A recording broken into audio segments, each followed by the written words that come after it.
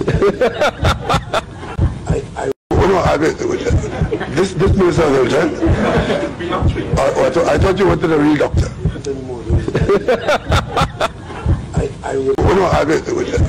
This Minister of Health, I thought you wanted a real doctor.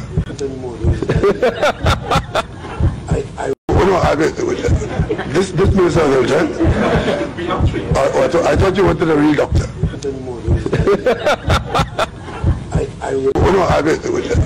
This Minister of Health, I thought you wanted a real doctor. This Minister of Health,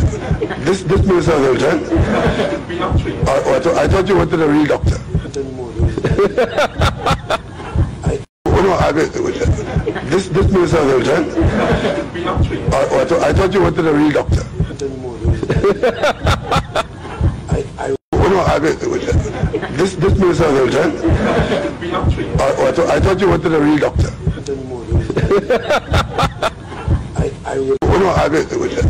This Minister of Health, I thought you wanted a real doctor.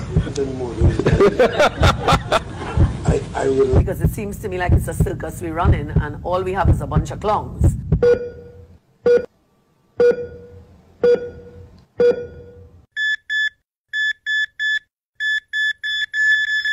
A bunch of clowns.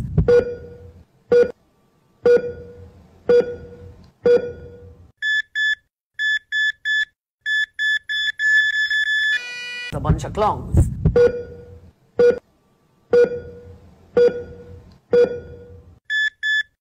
Parted to me, and I lifted up my voice and recounted them to those that dwell on the earth. The first parable. When the congregation of the righteous shall appear, and sinners shall be judged for their sins, and shall be driven from the face of the earth. And when the righteous one shall appear before the eyes of the righteous, whose elect works hang upon the Lord of spirits, and light shall appear to the righteous, and the elect who dwell on the earth. Where then will be the dwelling of the sinners? And where the resting place of those who have denied the Lord of spirits? It had been good for them if they had not been born. When the secrets of the righteous shall be revealed, and the sinners judged, and the godless driven from the presence of the righteous and elect. From that time those that possess the earth shall no longer be powerful and exalted, and they shall not be able to behold the face of the holy. For the Lord of spirits has caused his light to appear on the face of the holy, righteous, and elect. Then shall the kings and the mighty perish, and be given into the hands of the righteous and holy. And thenceforward none shall seek for themselves mercy from the Lord of spirits, for their life is at an end. And it shall come to pass in those days that elect and holy children will descend from a high heaven, and their seed will become one with the children of men. And in those days Enoch received books of zeal and wrath, and books of disquiet and expulsion. And mercy shall not be accorded to them, saith the Lord of spirits. And in those days a whirlwind carried me off from the earth, and set me down at the end of the heavens. And there I saw another vision, the dwelling places of the holy, and the resting places of the righteous. Here mine eyes saw their dwellings with his righteous angels, and their resting places with the holy. And they petitioned and interceded and prayed for the children of men.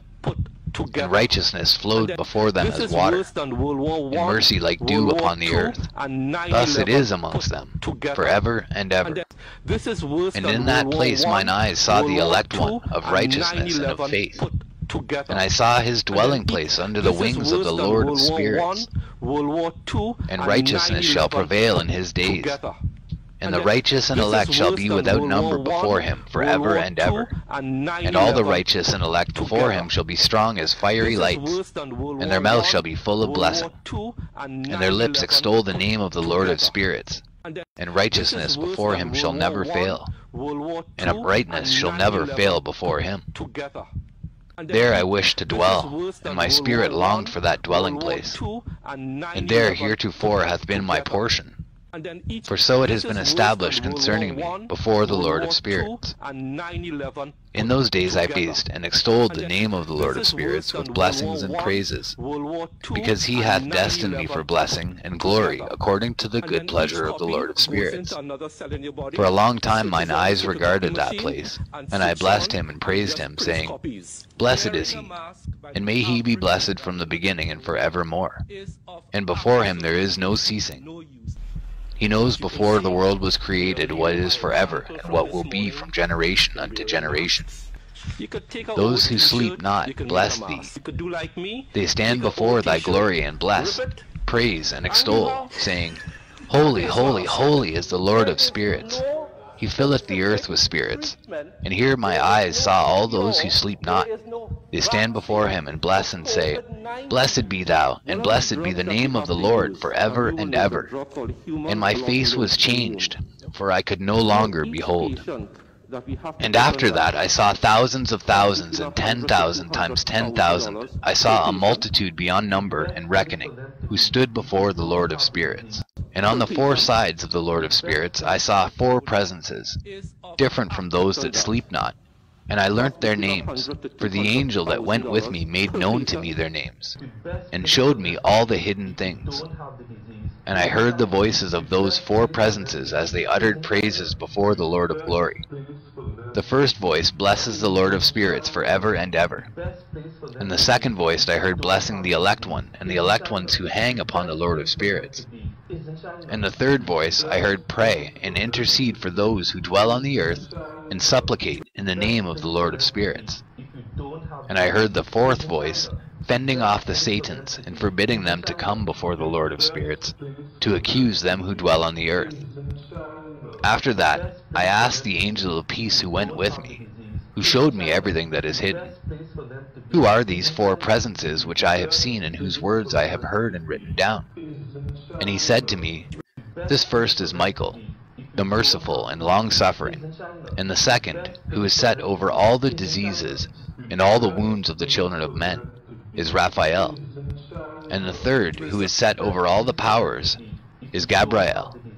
And the fourth, who is set over the repentance unto hope of those who inherit eternal life, is named Phanuel. And these are the four angels of the Lord of Spirits, and the four voices I heard in those days. And after that I saw all the secrets of the heavens, and how the kingdom is divided, and how the actions of men are weighed in the balance. And there I saw the mansions of the elect, and the mansions of the holy. And mine eyes saw there all the sinners being driven from thence, which deny the name of the Lord of Spirits. And being dragged off, they could not abide because of the punishment which proceeds from the Lord of Spirits. And there mine eyes saw the secrets of the lightning, and of the thunder, and the secrets of the winds, how they are divided to blow over the earth, and the secrets of the clouds and dew. And there I saw from whence they proceed in that place, and from whence they saturate the dusty earth. And there I saw closed chambers out of which the winds are divided, the chamber of the hail and winds, the chamber of the mist, and of the clouds, and the cloud thereof hovers over the earth from the beginning of the world. And I saw the chambers of the sun and moon, whence they proceed and whither they come again, and their glorious return, and how one is superior to the other, and their stately orbit, and how they do not leave their orbit, and they add nothing to their orbit, and they take nothing from it, and they keep faith with each other, in accordance with the oath by which they are bound together. And first the sun goes forth, and traverses his path according to the commandment of the Lord of Spirits, and mighty is his name forever and ever. And after that I saw the hidden and the visible path of the moon, and she accomplishes the course of her path in that place, by day and by night, the one holding a position opposite to the other before the Lord of Spirits. And they give thanks and praise and rest not, for unto them is their thanksgiving rest. For the sun changes oft for a blessing or a curse, and the course of the path of the moon is light to the righteous, and darkness to the sinners in the name of the Lord, who made a separation between the light and the darkness, and divided the spirits of men. and strengthen the spirits of the righteous, in the name of his righteousness. For no angel hinders, and no power is able to hinder. For he appoints a judge for them all, and he judges them all before him. Wisdom found no place where she might dwell. Then a dwelling place was assigned her in the heavens. Wisdom went forth to make her dwelling among the children of men, and found no dwelling place. Wisdom returned to her place, and took her seat among the angels. And unrighteousness went forth from her chambers. Whom she sought not she found, and dwelt with them, as rain in a desert, and dew on a thirsty land. And I saw other lightnings in the stars of heaven, and I saw how he called them all by their names, and they hearkened unto him. And I saw how they are weighed in a righteous balance, according to their proportions of light. I saw the width of their spaces and the day of their appearing, and how their revolution produces lightning. And I saw their revolution according to the number of the angels, and how they keep faith with each other. And I asked the angel who went with me, who showed me what was hidden, What are these? And he said to me, The Lord of spirits hath showed thee their parabolic meaning. These are the names of the holy who dwell on the earth, and believe in the name of the Lord of spirits for ever and ever. Also other phenomenon I saw in regard to the lightnings, how some of the stars arise and become lightnings, and cannot part with their new form. And this is the second parable concerning those who deny the name of the dwelling of the holy ones and the Lord of spirits. And into the heaven they shall not ascend, and on the earth they shall not come. Such shall be the lot of the sinners, who have denied the name of the Lord of spirits, who are thus preserved for the day of suffering and tribulation.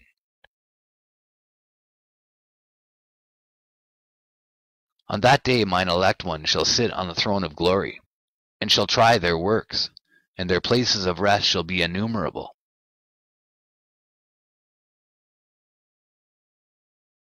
And their souls shall grow strong within them when they see mine elect ones, and those who have called upon my glorious name. Then will I cause mine elect one to dwell among them, and I will transform the heaven, and make it an eternal blessing and light. And I will transform the earth and make it a blessing. And I will cause mine elect ones to dwell upon it. But the sinners and evildoers shall not set foot thereon. The health system or frontline workers in immigration or customs or people handling cargo, whatever it may be. So they have varying levels of protection, but N95 is what is recommended for frontline. And we don't recommend to the population at this time to be wearing any mask because we have no suspected or confirmed cases. So generally speaking, masks are not expected to be worn by anyone outside of people in the health system or frontline workers in immigration or customs or people handling cargo, whatever it may be. So they have varying levels of protection, but N95 is what is recommended for frontline. And we don't recommend to the population at this time to be wearing any mask because we have no suspected or confirmed cases. So generally speaking, masks are not expected to be worn by anyone outside of people in the health system or frontline workers in immigration or customs or people handling cargo, whatever it may be. So they have varying levels of protection, but N95 is what is recommended for frontline. And we don't recommend to the population at this time. For I have provided and satisfied with peace my righteous ones, and have caused them to dwell before me. But for the sinners there is judgment impending with me, so that I shall destroy them from the face of the earth. And there I saw one who had a head of days, and his head was white like wool. And with him was another being whose countenance had the appearance of a man, and his face was full of graciousness, like one of the holy angels. And I asked the angel who went with me and showed me all the hidden things, concerning that Son of Man, who he was and whence he was, and why he went with the head of days. And he answered and said unto me, This is the Son of Man who hath righteousness, with whom dwelleth righteousness, and who revealeth all the treasures of that which is hidden, because the Lord of spirits hath chosen him. and whose lot hath the preeminence before the Lord of spirits, in uprightness forever. And this Son of Man whom thou hast seen shall raise up the kings and the mighty from their seats, and the strong from their thrones, and shall loosen the reins of the strong, and break the teeth of the sinners. And he shall put down the kings from their thrones and kingdoms, because they do not extol and praise him, nor humbly acknowledge whence the kingdom was bestowed upon them. And he shall put down the countenance of the strong, and shall fill them with shame, and darkness shall be their dwelling, and worms shall be their bed. And they shall have no hope of rising from their beds, because they do not extol the name of the Lord of spirits, and raise their hands against the Most High, and tread upon the earth and dwell upon it.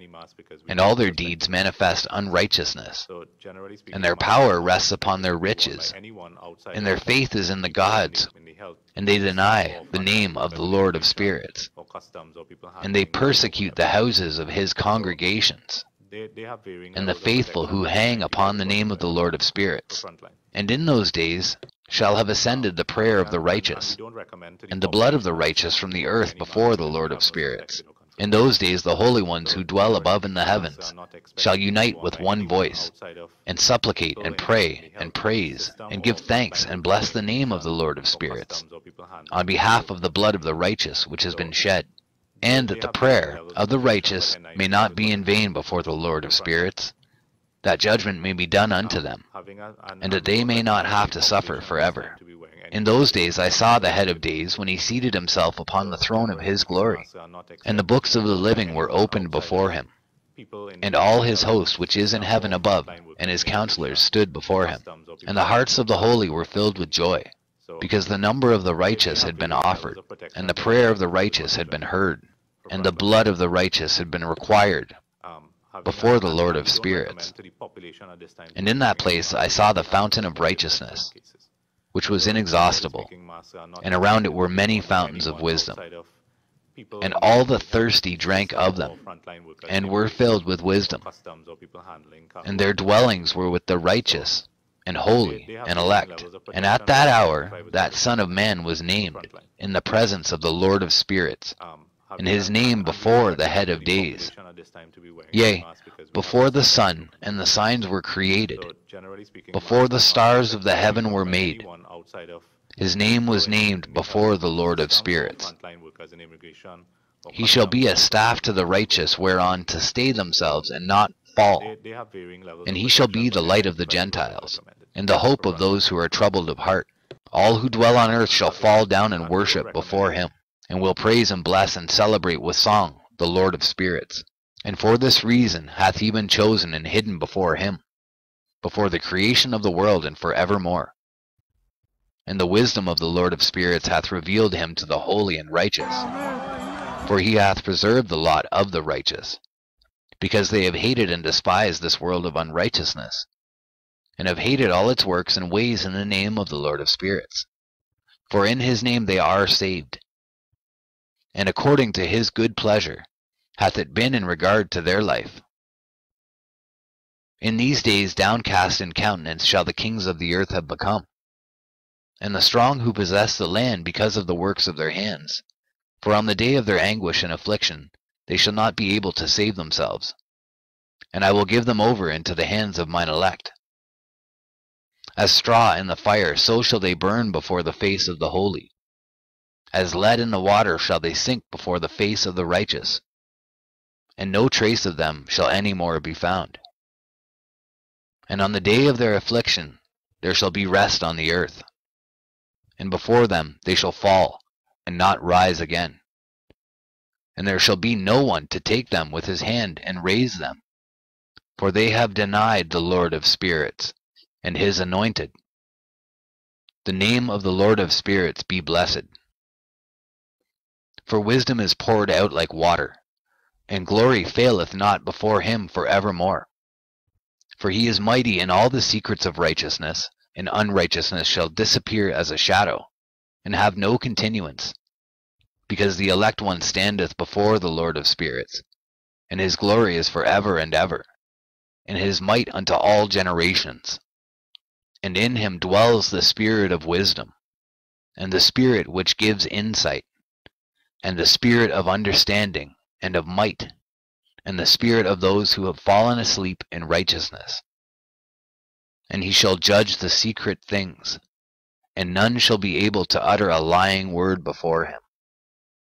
For he is the elect one before the Lord of spirits, according to his good pleasure. And in those days a change shall take place for the holy and elect, and the light of days shall abide upon them, and glory and honor shall turn to the holy. On the day of affliction on which evil shall have been treasured up against the sinners, and the righteous shall be victorious in the name of the Lord of spirits.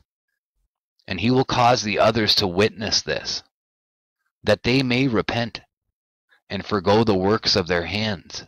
They shall have no honor through the name of the Lord of spirits, yet through his name shall they be saved. And the Lord of spirits will have compassion on them, for his compassion is great, and he is righteous also in his judgment. And in the presence of his glory unrighteousness also shall not maintain itself. At his judgment the unrepentant shall perish before him. And from henceforth I will have no mercy on them, saith the Lord of spirits. And in those days shall the earth also give back that which has been entrusted to it. And Sheol also shall give back that which it has received, and hell shall give back that which it owes. For in those days the elect one shall arise, and he shall choose the righteous and holy from among them. For the day has drawn nigh that they should be saved. And the elect one shall in those days sit on my throne, and his mouth shall pour forth all the secrets of wisdom and counsel. For the Lord of spirits hath given them to him, and hath glorified him. And in those days shall the mountains leap like rams, and the hills also shall skip like lambs satisfied with milk. And the faces of all the angels in heaven shall be lighted up with joy. And the earth shall rejoice, and the righteous shall dwell upon it, and the elect shall walk thereon.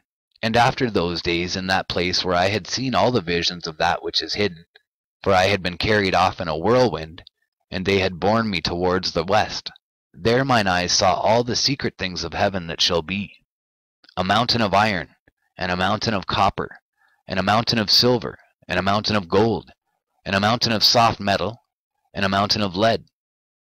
And I asked the angel who went with me, saying, What things are these which I have seen in your secret? And he said unto me, All these things which thou hast seen shall serve the dominion of his anointed, that he may be potent and mighty on the earth. And that angel of peace answered, saying unto me, Wait a little, and there shall be revealed unto thee all the secret things which surround the Lord of spirits. And these mountains which thine eyes have seen, the mountain of iron, and the mountain of copper, and the mountain of silver, and the mountain of gold, and the mountain of soft metal, and the mountain of lead, all these shall be in the presence of the elect one, as wax before the fire, and like the water which streams down from above upon those mountains, and they shall become powerless before his feet. And it shall come to pass in those days that none shall be saved, either by gold or by silver, and none be able to escape. And there shall be no iron for war, nor shall one clothe oneself with a breastplate. Bronze shall be of no service, and tin shall be of no service, and shall not be esteemed, and lead shall not be desired. And all these things shall be denied, and destroyed from the surface of the earth, when the elect one shall appear before the face of the Lord of spirits. There mine eyes saw a deep valley with open mouths, and all who dwell on the earth and sea and islands shall bring to him gifts and presents and tokens of homage. But that deep valley shall not become full. And their hands commit lawless deeds, and the sinners devour all whom they lawlessly oppress. Yet the sinners shall be destroyed before the face of the Lord of spirits, and they shall be banished from out the face of his earth, and they shall perish for ever and ever. For I saw all the angels of punishment abiding there, and preparing all the instruments of Satan. And I asked the angel of peace who went with me, For whom are they preparing these instruments? And he said unto me, They prepare these for the kings and the mighty of this earth, that they may thereby be destroyed.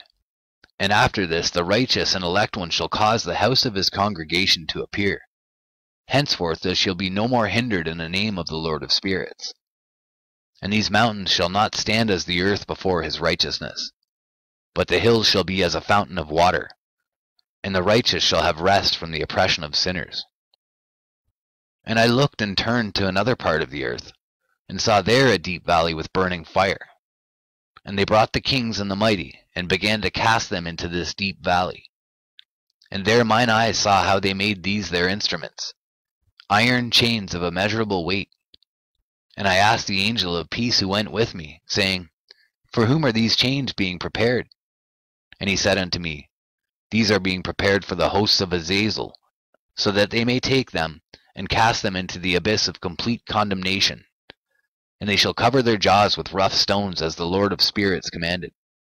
And Michael and Gabriel and Raphael and Phanuel shall take hold of them on that great day, and cast them on that day into the burning furnace, that the Lord of spirits may take vengeance on them for their unrighteousness in becoming subject to Satan, and leading astray those who dwell on the earth. And in those days shall punishment come from the Lord of spirits, and he will open all the chambers of waters which are above the heavens, and of the fountains which are beneath the earth. And all the waters shall be joined with the waters. That which is above the heavens is the masculine, and the water which is beneath the earth is the feminine. And they shall destroy all who dwell on the earth, and those who dwell under the ends of the heavens. And when they have recognized their unrighteousness which they have wrought on the earth, then by these shall they perish. And after that the head of days repented and said, In vain have I destroyed all who dwell on the earth. And he sware by his great name, Henceforth I will not do so to all who dwell on the earth, and I will set a sign in the heaven, and this shall be a pledge of good faith between me and them forever, so long as heaven is above the earth. And this is in accordance with my command. When I have desired to take hold of them by the hand of the angels, on the day of tribulation and pain because of this, I will cause my chastisement and my wrath to abide upon them, saith God, the Lord of spirits.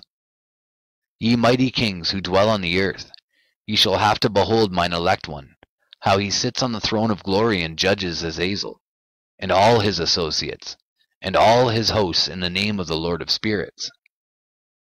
And I saw there the hosts of the angels of punishment going, and they held scourges and chains of iron and bronze.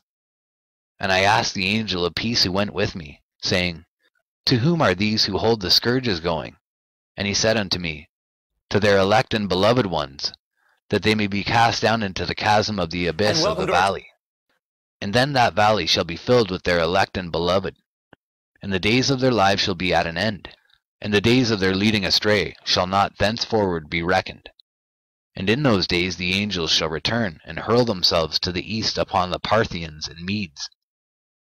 They shall stir up the kings, so that a spirit of unrest shall come upon them, and they shall rouse them from their thrones, that they may break forth as lions from their lairs, and as hungry wolves among their flocks. And they shall go up and tread under foot the land of his elect ones. And the land of his elect ones shall be before them a threshing floor and a highway. But the city of my righteous shall be a hindrance to their horses, and they shall begin to fight among themselves, and their right hand shall be strong against themselves.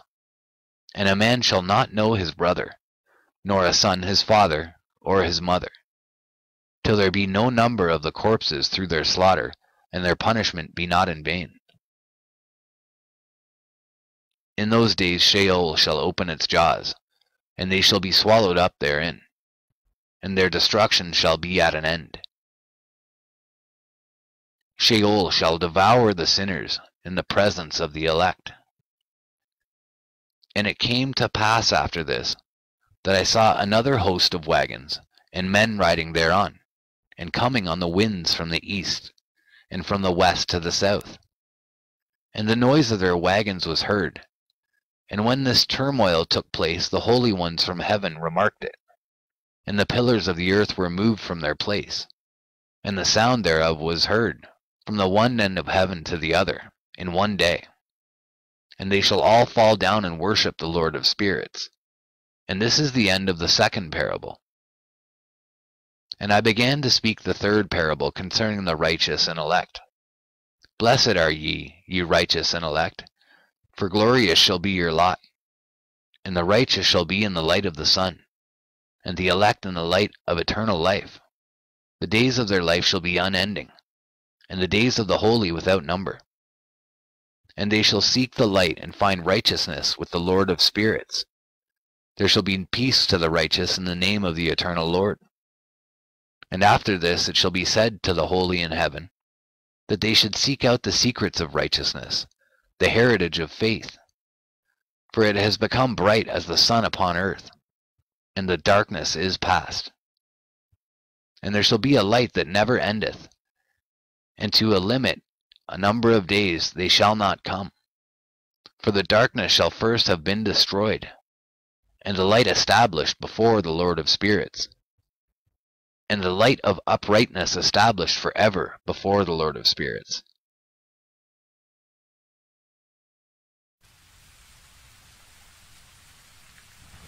In those days mine eyes saw the secrets of the lightnings and of the lights, and the judgments they execute. And they light for a blessing or a curse, or as the Lord of spirits willeth. And there I saw the secrets of the thunder, and how when it resounds above in the heaven, the sound thereof is heard. And he caused me to see the judgments executed on the earth, whether they be for well-being and blessing, or for a curse according to the word of the Lord of spirits. And after that all the secrets of the lights and lightnings were shown to me, and they lightened for blessing and for satisfying. In the year 500 in the 7th month, on the 14th day of the month in the life of Enoch, in that parable I saw how a mighty quaking made the heaven of heavens to quake, and the host of the Most High and the angels, 1,000 thousands and 10,000 times 10,000 were disquieted with a great disquiet.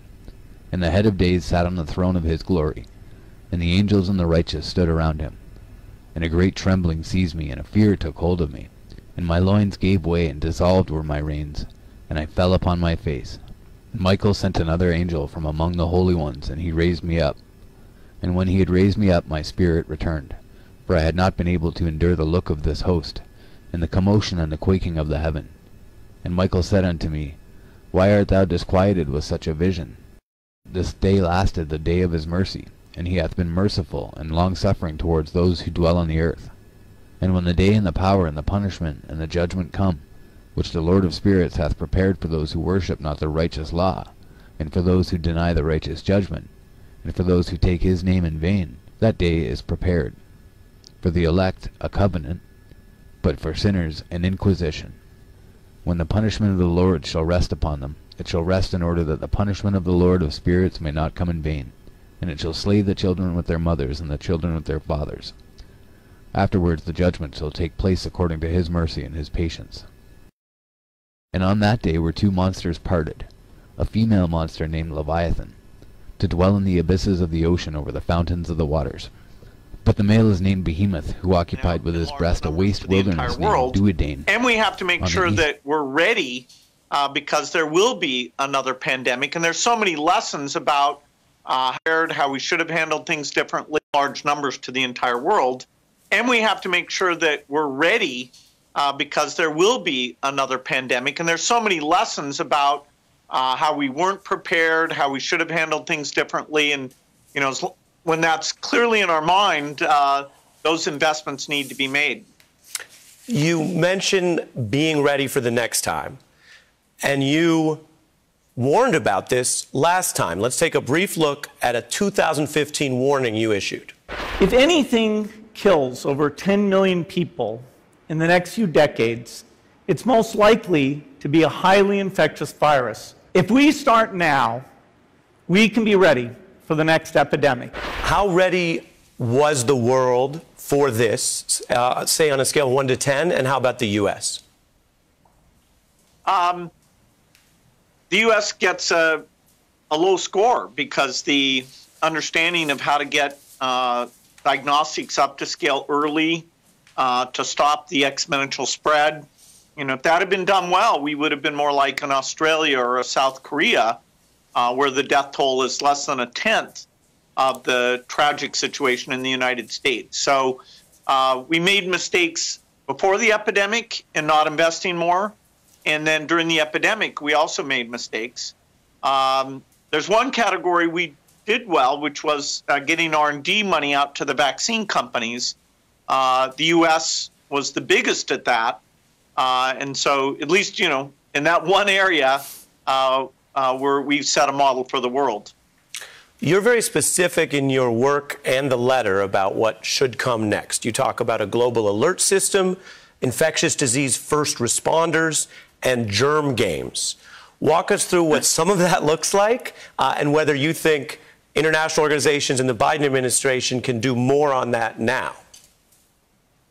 Well, the great thing is that the tens of billions required for all that preparedness, it's the insurance policy that avoids you losing tens of trillions like we are globally right now. And so it's quite a bargain, even if you only look at what it can do to help during a pandemic. But those investments can also help us improve health on a much broader basis. So the mRNA vaccine can be used for TB and HIV. You know, we're very excited about that, and we've been funding mRNA for over 10 years, and now it's, you know, accelerated its development.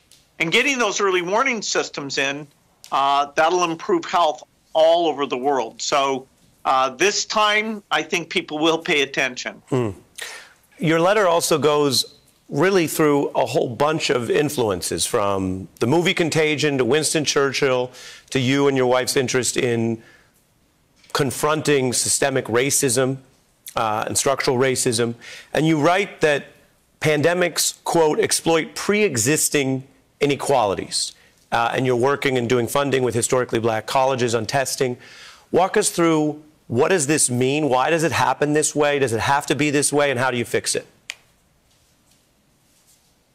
Well, it's pretty stunning that the infection rate and death rate in minorities has been over twice as high. And that really wouldn't have been expected. In fact, we need to understand it a lot better. You know, it's partly multi-generational households. It's partly job occupation. You know, it may have been the ability to communicate health messages in to those households. I'm stunned at that. Sadly, I'm not stunned with the idea that the inner city schools were the least prepared with internet connections and training in order to do online education. And so the gap between the suburban schools and the inner city schools, which was already very large and a terrible inequity, it's been more dramatic in this last year than ever.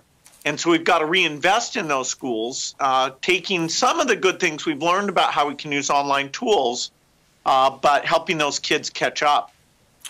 You know, Mr. Gates, trying to warn about pandemics and then protect people's lives during them doesn't sound that controversial.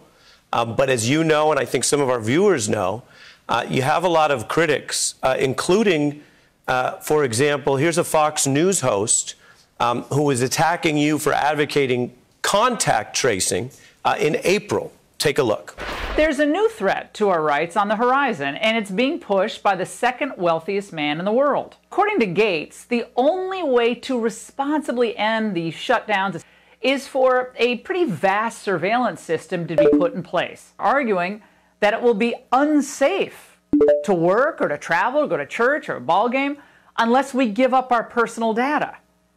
Well, I haven't seen the scientific proof for any of that. Is that a fair assessment of what you're trying to do, and what's your response? Well, contact tracing was incredibly beneficial in places like South Korea. And, you know, we'd have hundreds of thousands of people alive today in the U.S. if we had done that. The data, you don't actually have to give up your personal data. That's not a fair way of describing it. You know, some societies really chose to make that work. Sadly, because of our mistakes in diagnostics, our numbers got so large that even the states that made an effort, the benefits of the contact tracing wasn't gigantic. So it's really as you get down in, you know, lower infection rates, you know, like 3-4%, then the contact tracing helps drive that down even lower. When you look at that kind of disagreement or attack, do you see it as just ignorant or also malicious? Because there's a lot on the internet, the stuff that's not true, we're not giving airtime to, but that tries to rope you into something. Yeah, so both myself and Dr. Fauci featured in conspiracy theories. You know, like one says that Dr. Fauci's trying to make money off of these vaccines and various negative things about me. You know, you're encouraging people not to trust the advice on masks or taking the vaccine, and that could be damaging. It's a new phenomena. I don't know, you know, will it hurt the vaccine uptake where everyone who takes the vaccine is not just protecting themselves, but reducing their transmission to other people and allowing society to get back to normal?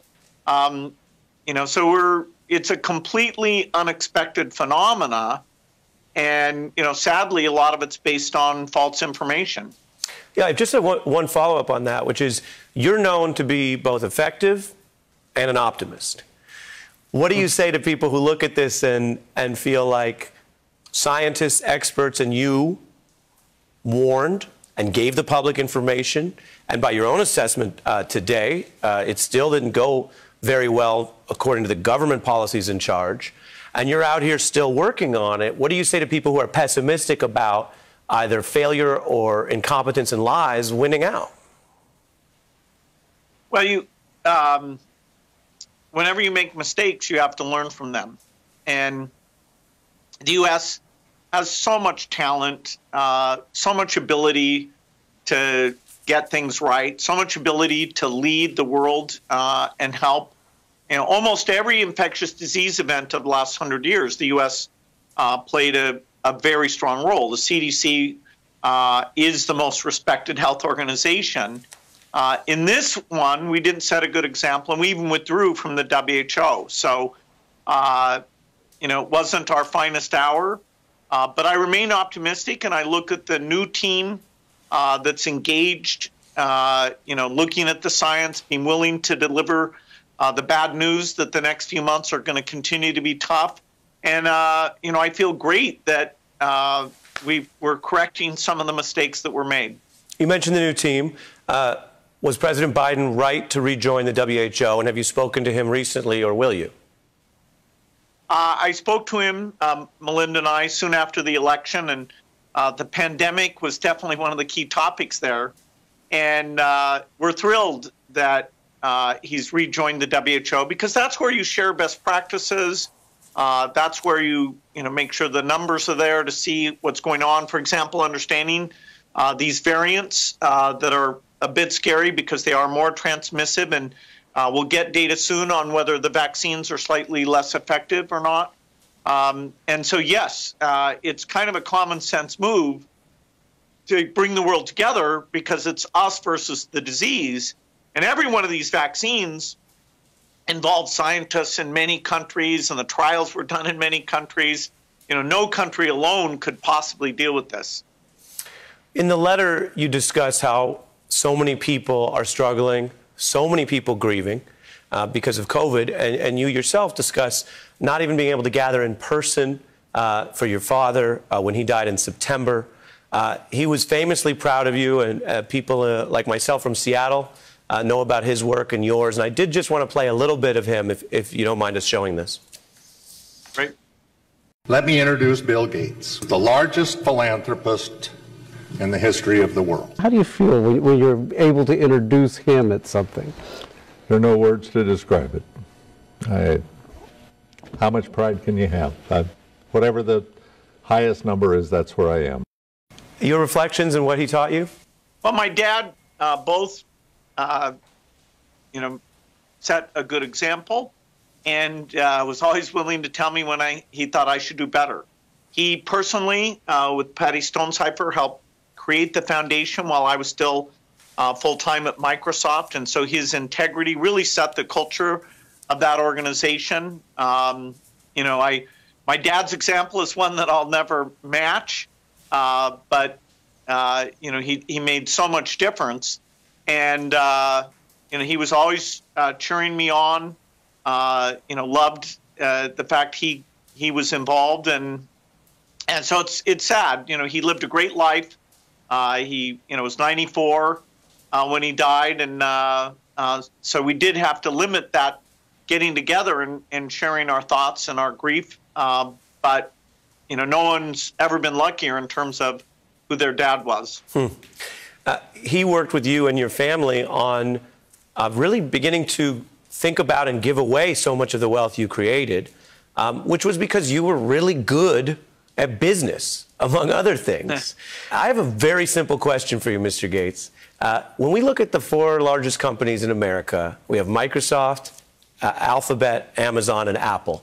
Why are they all tech companies? I'm biased. I think technology has done amazing things. Obviously, it's we've got to have rules about it. But wow, the magic of software, the internet, the ability to look at data, let scientists collaborate. Technology has done some phenomenal things. And so, my whole life I've been evangelizing that, let's take advantage of it to improve education, to improve health.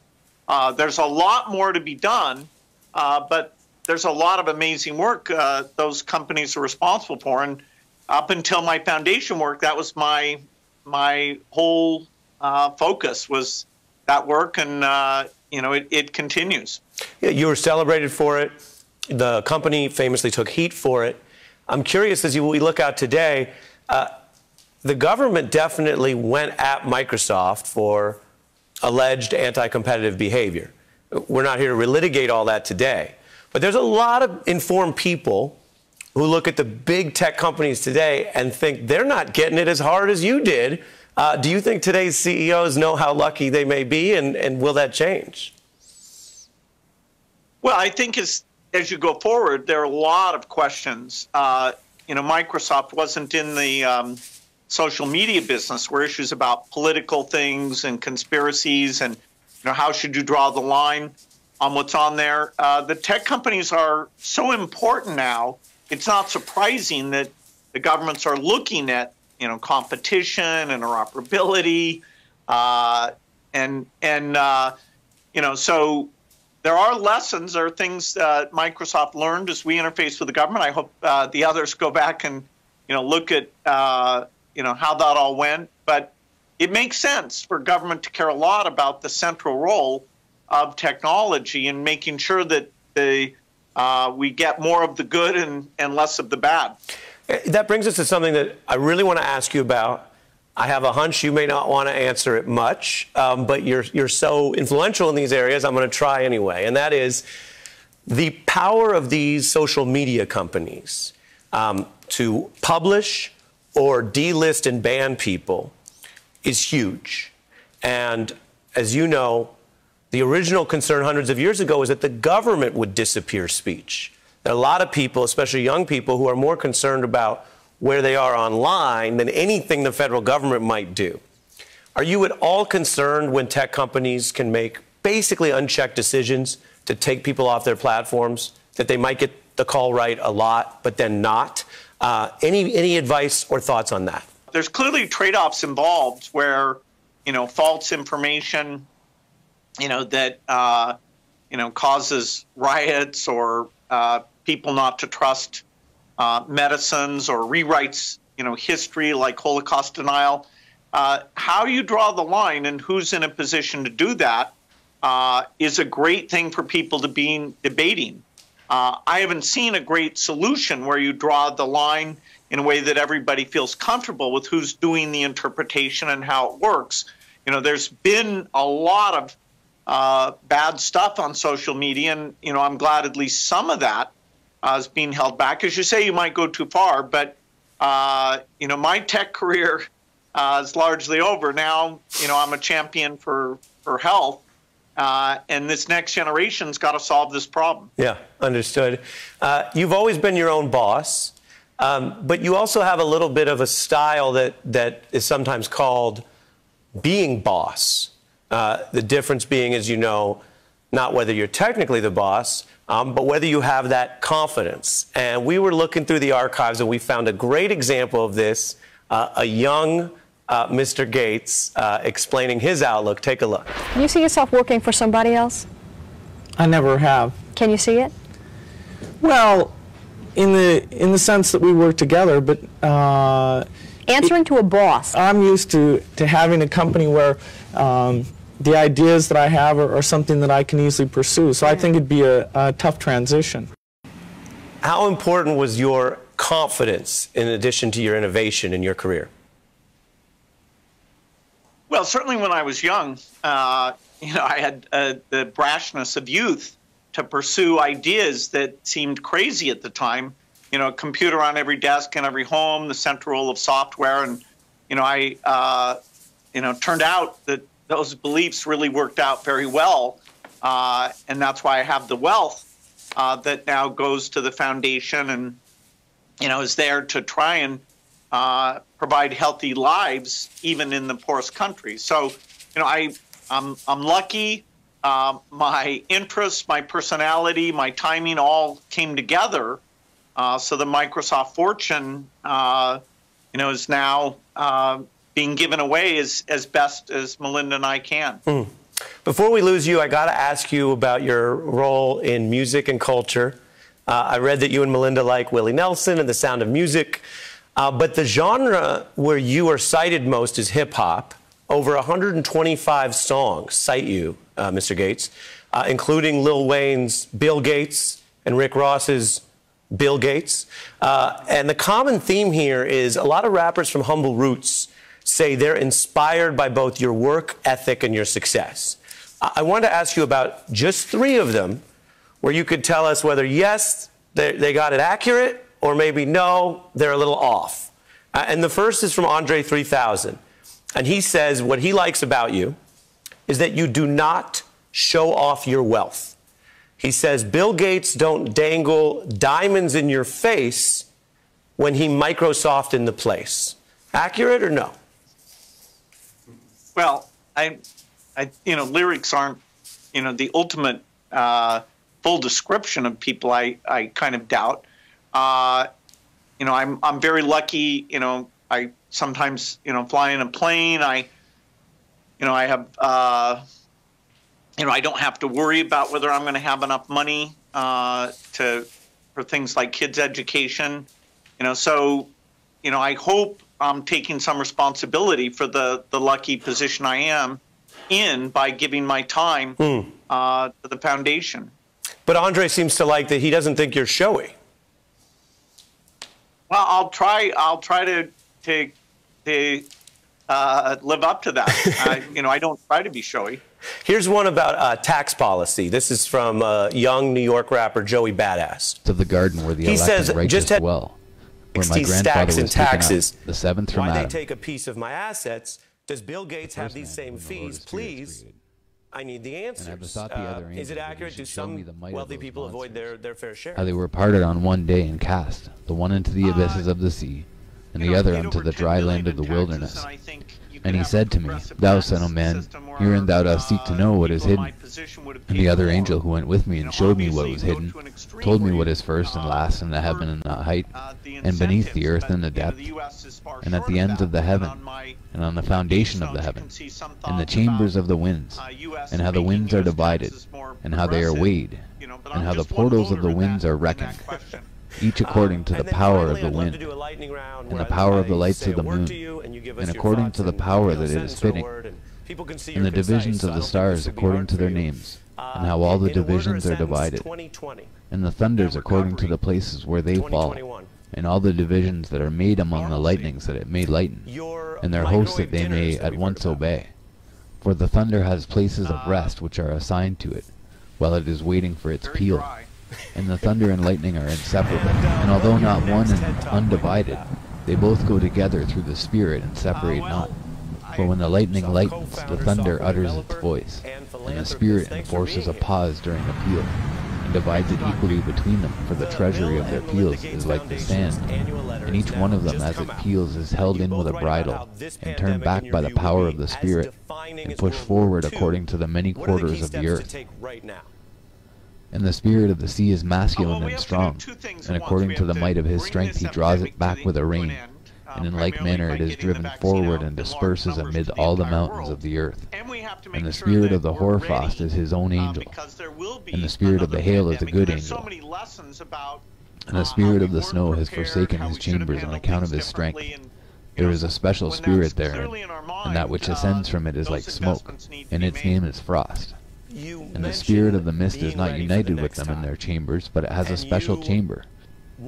For its course is glorious, both in light and in darkness. And in winter and in summer and in its chamber is an angel. And the spirit of the dew has its dwelling at the ends of the heaven, and is connected with the chambers of the rain. And its course is in winter and summer, and its clouds and the clouds of the mist are connected, and the one gives to the other.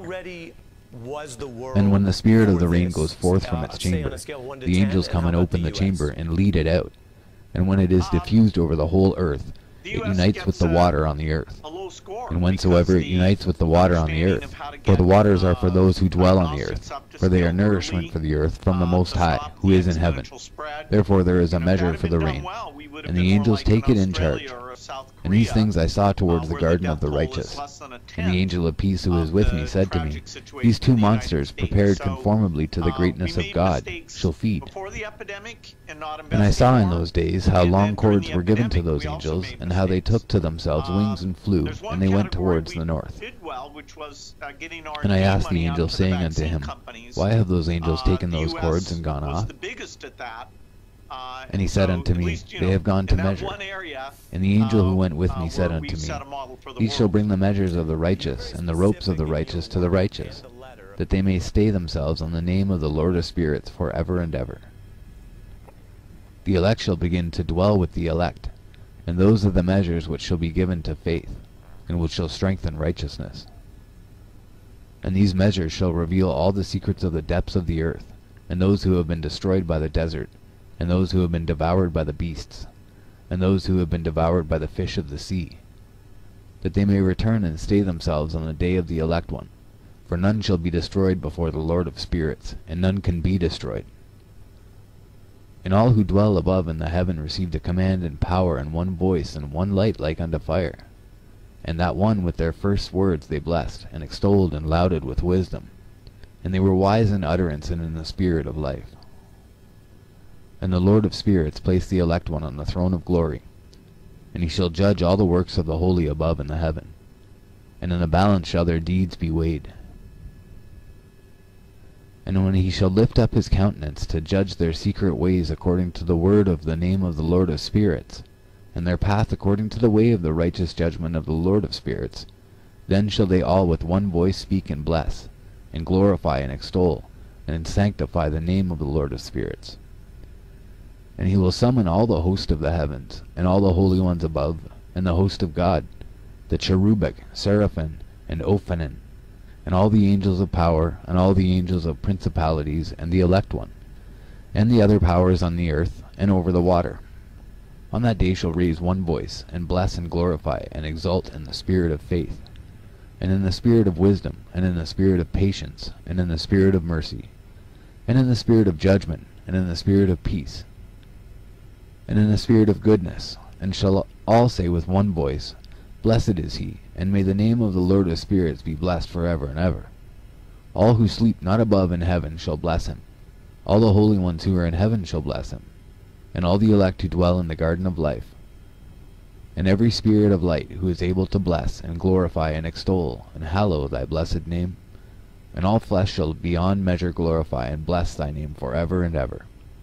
For great is the mercy of the Lord of spirits, and he is long-suffering. And all his works and all that he has created, he has revealed to the righteous and elect in the name of the Lord of spirits. And thus the Lord commanded the kings and the mighty and the exalted, and those who dwell on the earth, and said, Open your eyes and lift up your horns if you are able to recognize the elect one. And the Lord of spirits seated him on the throne of his glory, and the spirit of righteousness was poured out upon him. And the word of his mouth slays all the sinners, and all the unrighteous are destroyed from before his face. And there shall stand up in that day all the kings and the mighty, and the exalted and those who hold the earth. And they shall see and recognize how he sits on the throne of his glory, and righteousness is judged before him, and no lying word is spoken before him. Then shall pain come upon them as on a woman in travail, and she has pain in bringing forth. When her child enters the mouth of the womb, and she has pain in bringing forth. And one portion of them shall look on the other, and they shall be terrified, and they shall be downcast of countenance, and pain shall seize them, when they see that Son of Man sitting on the throne of his glory. And the kings and the mighty and all who possess the earth shall bless and glorify and extol him who rules over all, who is hidden. For from the beginning the Son of Man was hidden, and the Most High preserved him in the presence of his might, and revealed him to the elect. And the congregation of the elect and holy shall be sown, and all the elect shall stand before him on that day. And all the kings and the mighty and the exalted and those who rule the earth shall fall down before him on their faces, and worship and set their hope upon that Son of Man, and petition him and supplicate for mercy at his hands. Nevertheless that Lord of spirits will so press them, that they shall hastily go forth from his presence, and their faces shall be filled with shame, and the darkness grow deeper on their faces. And he will deliver them to the angels for punishment, to execute vengeance on them because they have oppressed his children and his elect. And they shall be a spectacle for the righteous and for his elect. They shall rejoice over them, because the wrath of the Lord of spirits resteth upon them. And his sword is drunk with their blood, and the righteous and elect shall be saved on that day. And they shall never thenceforward see the face of the sinners and unrighteous. And the Lord of spirits will abide over them, and with that Son of Man shall they eat, and lie down, and rise up for ever and ever. And the righteous and elect shall have risen from the earth, and cease to be of downcast countenance. And they shall have been clothed with garments of glory, and these shall be the garments of life from the Lord of spirits. And your garments shall not grow old, nor your glory pass away before the Lord of spirits. In those days shall the mighty and the kings who possess the earth implore him to grant them a little respite from his angels of punishment, to whom they were delivered, that they might fall down and worship before the Lord of spirits, and confess their sins before him. And they shall bless and glorify the Lord of spirits, and say, Blessed is the Lord of spirits, and the Lord of kings, and the Lord of the mighty, and the Lord of the rich, and the Lord of glory, and the Lord of wisdom. And splendid in every secret thing is thy power from generation to generation, and thy glory forever and ever. Deep are all thy secrets and innumerable, and thy righteousness is beyond reckoning. We have now learnt that we should glorify and bless the Lord of kings, and him who is king and over all kings. And they shall say, Would that we had rest to glorify and give thanks, and confess our faith before his glory? And now we long for a little rest, but find it not. We follow hard upon, and obtain it not. And light has vanished from before us, and darkness is our dwelling place for ever and ever. For we have not believed before him, nor glorified the name of the Lord of spirits, nor glorified our Lord. But our hope was in the scepter of our kingdom and in our glory. And in the day of our suffering and tribulation he saves us not, and we find no respite for confession. That our Lord is true in all his works, and in his judgments and his justice, and his judgments have no respect of persons. And we pass away from before his face on account of our works, and all our sins are reckoned up in righteousness. Now they shall say unto themselves, Our souls are full of unrighteous gain, but it does not prevent us from descending from the midst thereof into the burden of Sheol. And after that their faces shall be filled with darkness, and shame before that Son of Man. And they shall be driven from his presence, and the sword shall abide before his face in their midst. Thus spake the Lord of spirits. This is the ordinance and judgment with respect to the mighty, and the kings and the exalted, and those who possess the earth before the Lord of spirits. And other forms I saw hidden in that place. I heard the voice of the angel saying, These are the angels who descended to the earth, and revealed what was hidden to the children of men, and seduced the children of men into committing sin. And in those days Noah saw the earth, that it had sunk down, and its destruction was nigh. And he arose from thence, and went to the ends of the earth, and cried aloud to his grandfather Enoch.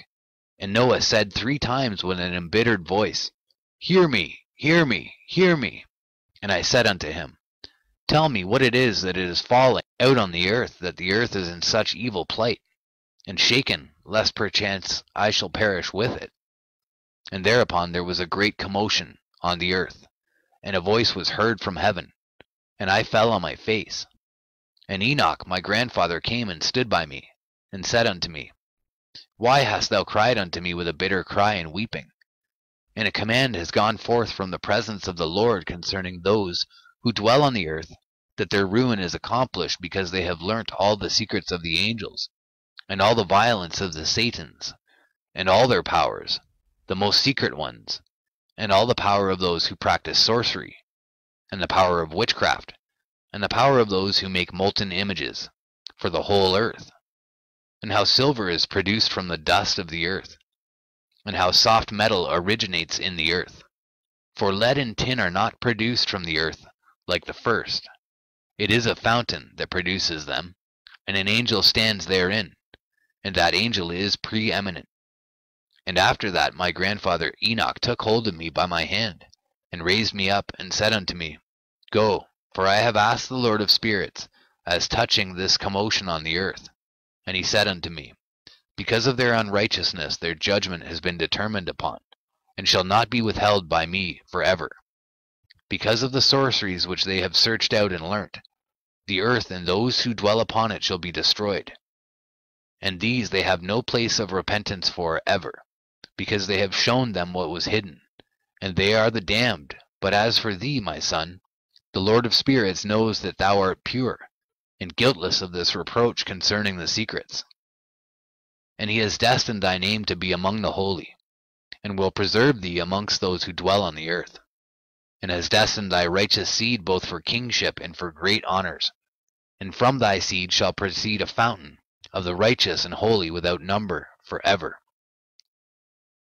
And after that he showed me the angels of punishment, who are to come and let loose all the powers of the waters which are beneath in the earth, in order to judgment and destruction on all who abide and dwell on the earth.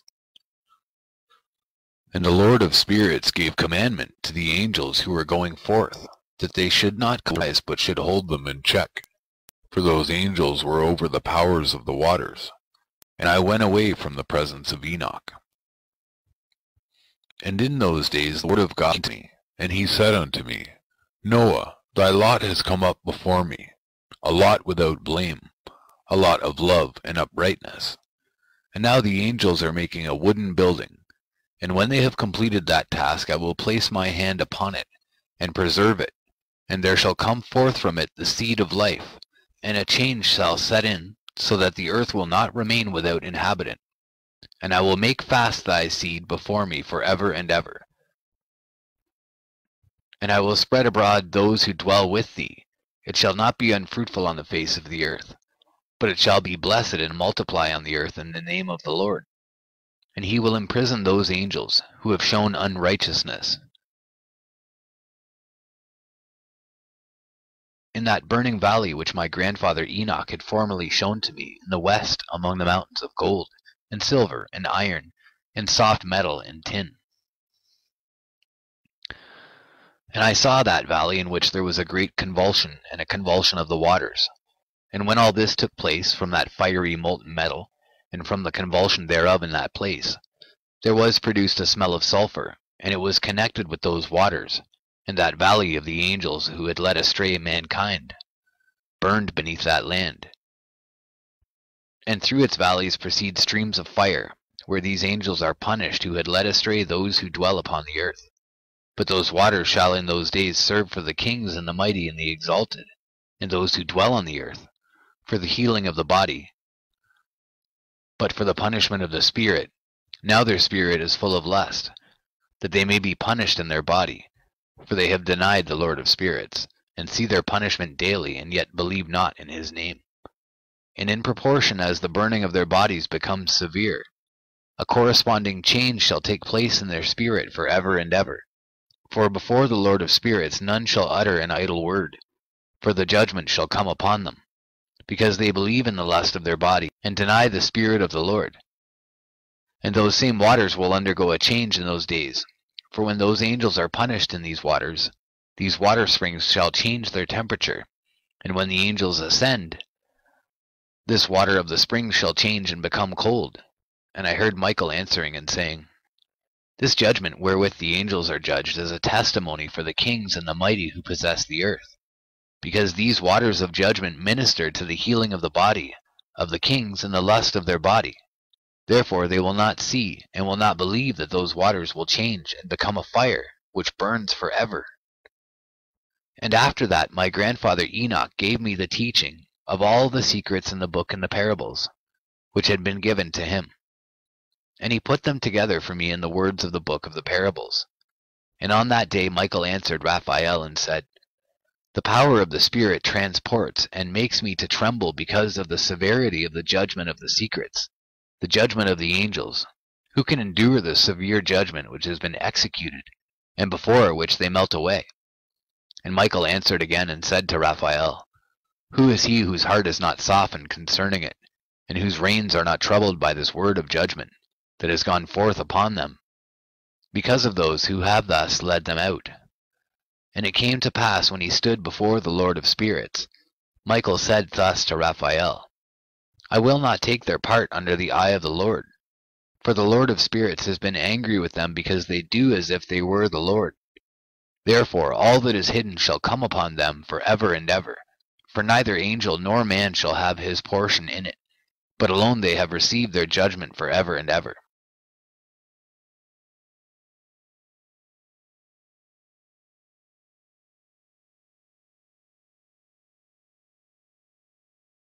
And after this judgment they shall terrify, and make them to tremble, because they have shown this to those who dwell on the earth. And behold, the names of those angels, and these are their names: the first of them is Samjaza, the second Artakipha, and the third Armen, the fourth Kokabel, the fifth Turiel, the sixth Rumjal, the seventh Danjal, the eighth Nechael, the ninth Barakel, the 10th Azazel, the 11th Armaros, the 12th Batarjal, the 13th Busasajal, the 14th Hananel, the 15th Turel, and the 16th Simapaziel, the 17th Jetrel, the 18th Tumael, the 19th Turel, the 20th Rumael, the 21st Azazel. And these are the chiefs of their angels and their names, and their chief ones over hundreds and over fifties and over tens. The name of the first Jachan, that is, the one who led astray all the sons of God, and brought them down to the earth, and led them astray through the daughters of men. And the second was named Asbeel. He imparted to the holy sons of God evil counsel, and led them astray so that they defiled their bodies with the daughters of men. And the third was named Gadriel. He it is who showed the children of men all the blows of death.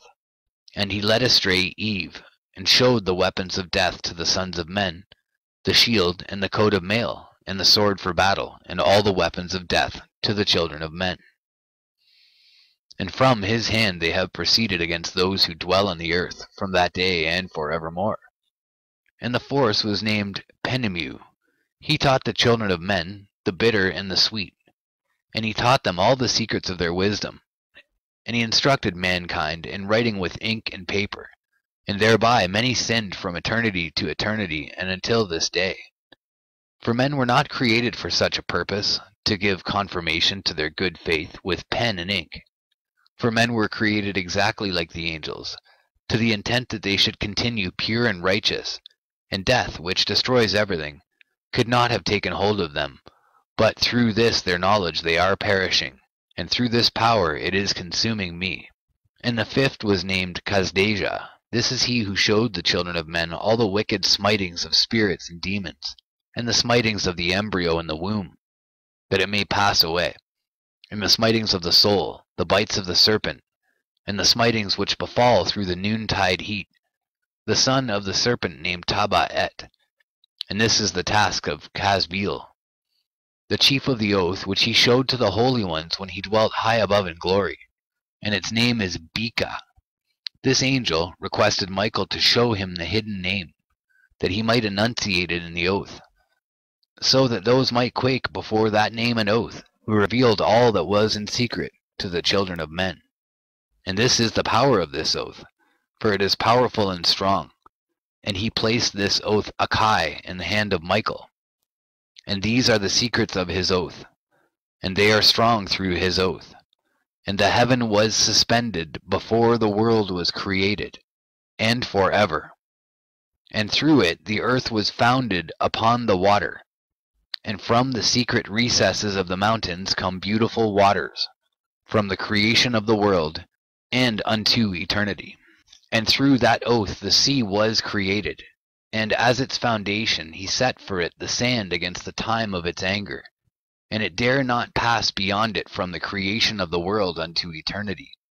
And through that oath are the depths made fast, and abide and stir not from their place from eternity to eternity. And through that oath the sun and moon complete their course, and deviate not from their ordinance from eternity to eternity.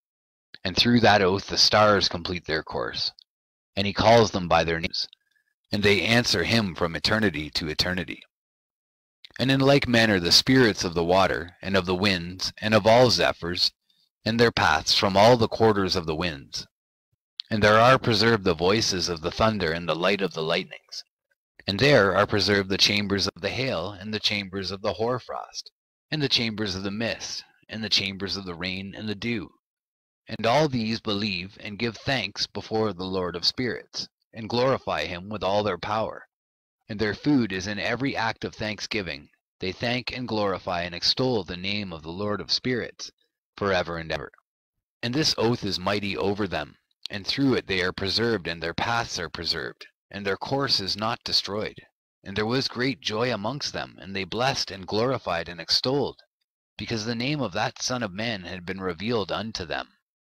And he sat on the throne of his glory, and the sum of judgment was given unto the Son of Man. And he caused the sinners to pass away and be destroyed from off the face of the earth, and those who have led the world astray. With chains shall they be bound, and in their assemblage place of destruction shall they be imprisoned, and all their works vanish from the face of the earth. And from henceforth there shall be nothing corruptible, for that Son of Man has appeared, and has seated himself on the throne of his glory, and all evil shall pass away before his face. And the word of that Son of Man shall go forth, and be strong before the Lord of spirits. And it came to pass after this, that his name during his lifetime was raised aloft to that Son of Man, and to the Lord of spirits from amongst those who dwell on the earth. And he was raised aloft on the chariots of the Spirit, and his name vanished among them. And from that day I was no longer numbered amongst them. And he set me between the two winds, between the north and the west, where the angels took the cords to measure for me the place for the elect and righteous. And there I saw the first fathers and the righteous, who from the beginning dwell in that place. And it came to pass after this that my spirit was translated, and it ascended into the heavens, and I saw the holy sons of God. They were stepping on flames of fire. Their garments were white, and their raiment, and their faces shone like snow. And I saw two streams of fire, and the light of that fire shone like hyacinth. And I fell on my face before the Lord of spirits. And the angel Michael, one of the archangels, seized me by my right hand, and lifted me up and led me forth into all the secrets. And he showed me all the secrets of righteousness. And he showed me all the secrets of the ends of the heaven, and all the chambers of all the stars and all the luminaries, whence they proceed before the face of the holy ones. And he translated my spirit into the heaven of heavens, and I saw there as it were a structure built of crystals, and between those crystals tongues of living fire. And my spirit saw the girdle which girt that house of fire, and on its four sides were streams full of living fire, and they girt that house. And round about were seraphim, cherubic, and ophanim, and these are they who sleep not, and guard the throne of his glory. And I saw angels who could not be counted, 1,000 thousands, and 10,000 times 10,000, encircling that house. And Michael and Raphael and Gabriel and Phanuel, and the holy angels who are above the heavens, go in and out of that house. And they came forth from that house, and Michael and Gabriel, Raphael and Phanuel, and many holy angels without number. And with them the head of days, his head white and pure as wool, and his raiment indescribable, And I fell on my face, and my whole body became relaxed, and my spirit was transfigured. And I cried with a loud voice, with the spirit of power, and blessed and glorified and extolled. And these blessings which went forth out of my mouth were well pleasing before that head of days. And that head of days came with Michael and Gabriel, Raphael and Phanuel, thousands and 10,000s of angels without number. And he, the angel, came to me and greeted me with his voice, and said unto me, This is the Son of Man who is born unto righteousness, and righteousness abides over him, and the righteousness of the head of days forsakes him not. And he said unto me, He proclaims unto thee peace in the name of the world to come. For from hence has proceeded peace since the creation of the world, and so shall it be unto thee forever and forever and ever. And all shall walk in his ways, since righteousness never forsaketh him. With him will be their dwelling places, and with him their heritage. And they shall not be separated from him for ever and ever and ever.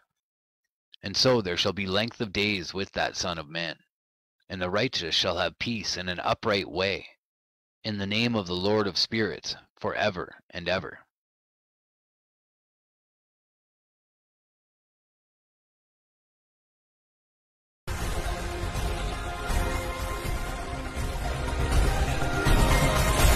The Book of the Forces of the Heaven.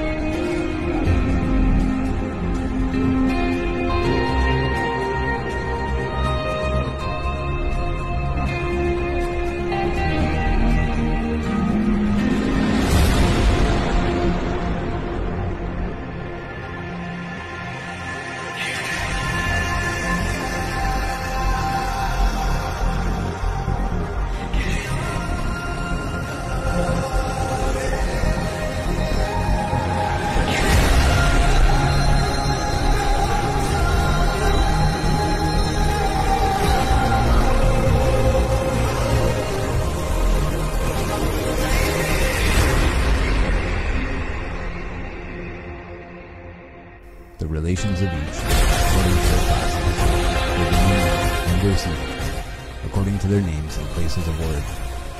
The Book of the Courses of the Heaven. The relations of each, according to their classes, their dominion, and their seasons, according to their names and places of origin, and according to their months, which Uriel, the holy angel, who is with me, who is their guide, showed me. And he showed me all their laws exactly as they are, and how it is with regard to all the years of the world, and unto eternity, till the new creation is accomplished, which dureth till eternity. And this is the first law of the luminaries. The luminary, the sun, has its rising in the eastern portals of the heaven, and its setting in the western portals of the heaven. And I saw 6 portals in which the sun rises, and 6 portals in which the sun sets, and the moon rises, and sets in these portals. And the leaders of the stars and those whom they lead, 6 in the east and 6 in the west, and all following each other in accurately corresponding order. Also many windows to the right and left of these portals. And first there goes forth the great luminary named the sun, and his circumference is like the circumference of the heaven, and he is quite filled with illuminating and heating fire. The chariot on which he ascends the wind drives, and the sun goes down from the heaven, and returns through the north in order to reach the east, and is so guided that he comes to the appropriate portal and shines in the face of the heaven. In this way he rises in the first month in the great portal, which is the 4th, those 6 portals in the east. And in that 4th portal from which the sun rises in the first month are 12 window openings, from which proceed a flame, when they are opened in their season. When the sun rises in the heaven, he comes forth through that fourth portal 30 mornings in succession, and sets accurately in the fourth portal in the west of the heaven. And during this period, the day becomes longer, and the night nightly shorter to the 30th morning. On that day the sun is longer than the night by a 9th part, and the day amounts exactly to 10 parts, and the night to 8 parts. And the sun rises from that fourth portal, and sets in the fourth, and returns to the fifth portal of the east 30 mornings, and rises from it, and sets in the fifth portal. And then the day becomes longer by 2 parts, and amounts to 11 parts, and the night becomes shorter, and amounts to 7 parts, and it returns to the east, and enters into the 6th portal, and rises and sets in the 6th portal, 1 in 30 mornings, on account of its sign. On that day the day becomes longer than the night, and the day becomes double the night, and the day becomes 12 parts, and the night is shortened and becomes 6 parts, and the sun mounts up to make the day shorter and the night longer. And the sun returns to the east and enters into the 6th portal, and rises from it and sets 30 mornings. And when 30 mornings are accomplished, the day decreases by exactly 1 part, and becomes 11 parts, and the night 7. And the sun goes forth from that 6th portal in the west, and goes to the east, and rises in the 5th portal for 30 mornings, and sets in the west again in the 5th western portal. On that day the day decreases by 2 parts, and amounts to 10 parts, and the night to 8 parts. And the sun goes forth from that 5th portal, and sets in the 5th portal of the west, and rises in the 4th portal for 1 in 30 mornings, on account of its sign, and sets in the west. On that day the day is equalized with the night, and becomes of equal length, and the night amounts to 9 parts, and the day to 9 parts. And the sun rises from that portal and sets in the west, and returns to the east, and rises 30 mornings in the 3rd portal, and sets in the west in the 3rd portal. And on that day the night becomes longer than the day, and night becomes longer than night, and day shorter than day till the 30th morning, and the night amounts to exactly 10 parts, and the day to 8 parts. And the sun rises from the 3rd portal, and sets in the 3rd portal in the west, and returns to the east, and for 30 mornings rises in the 2nd portal in the east, and in like manner sets in the 2nd portal in the west of the heaven. And on that day the night amounts to 11 parts, and the day to 7 parts. And the sun rises on that day from that 2nd portal, and sets in the west in the 2nd portal, and returns to the east in the 1st portal for 1 in 30 mornings, and sets in the 1st portal in the west of the heaven. And on that day the night becomes longer, and amounts to the double of the day, and the night amounts exactly to 12 parts, and the day to 6. And the sun has therewith traversed the divisions of his orbit, and turns again on those divisions of his orbit, and enters that portal 30 mornings, and sets also in the west opposite to it. And on that night has the night decreased in length by a 9th part, and the night has become 11 parts, and the day 7 parts. And the sun has returned and entered into the 2nd portal in the east, and returns on those divisions of his orbit for 30 mornings, rising and setting. And on that day the night decreases in length, and the night amounts to 10 parts, and the day to 8. And on that day the sun rises from that portal, and sets in the west, and returns to the east, and rises in the 3rd portal for 1 in 30 mornings, and sets in the west of the heaven. On that day the night decreases and amounts to 9 parts, and the day to 9 parts, and the night is equal to the day, and the year is exactly as to its days 364. And the length of the day and of the night, and the shortness of the day and of the night arise. Through the course of the sun these distinctions are made. So it comes that its course becomes daily longer, and its course nightly shorter. And this is the law in the course of the sun. In his return as often as he returns 60 times and rises, the great luminary which is named the sun for ever and ever. And that which thus rises is the great luminary, and is so named according to its appearance, according as the Lord commanded. As he rises, so he sets, and decreases not, and rests not, but runs day and night, and his light is 7-fold brighter than that of the moon. But as regards size, they are both equal.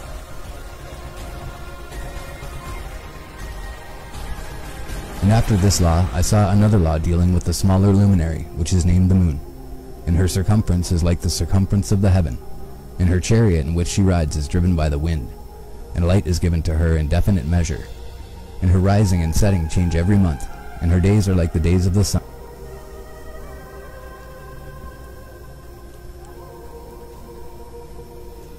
light is uniform, it amounts to the 7th part of the light of the sun, and thus she rises.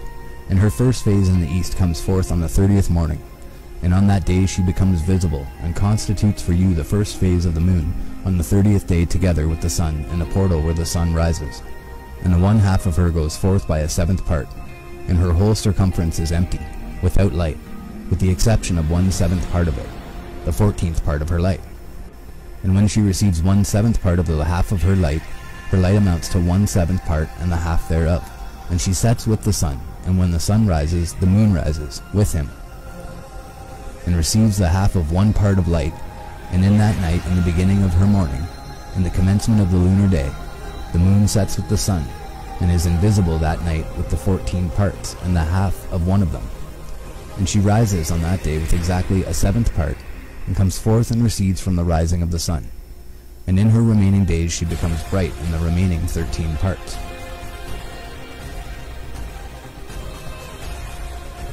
And I saw another course, a law for her, and how according to that law she performs her monthly revolution. And all these Uriel, the holy angel, who is the leader of them all, showed to me, and their positions, and I wrote down their positions as he showed them to me, and I wrote down their months as they were, and the appearance of their lights till 15 days were accomplished.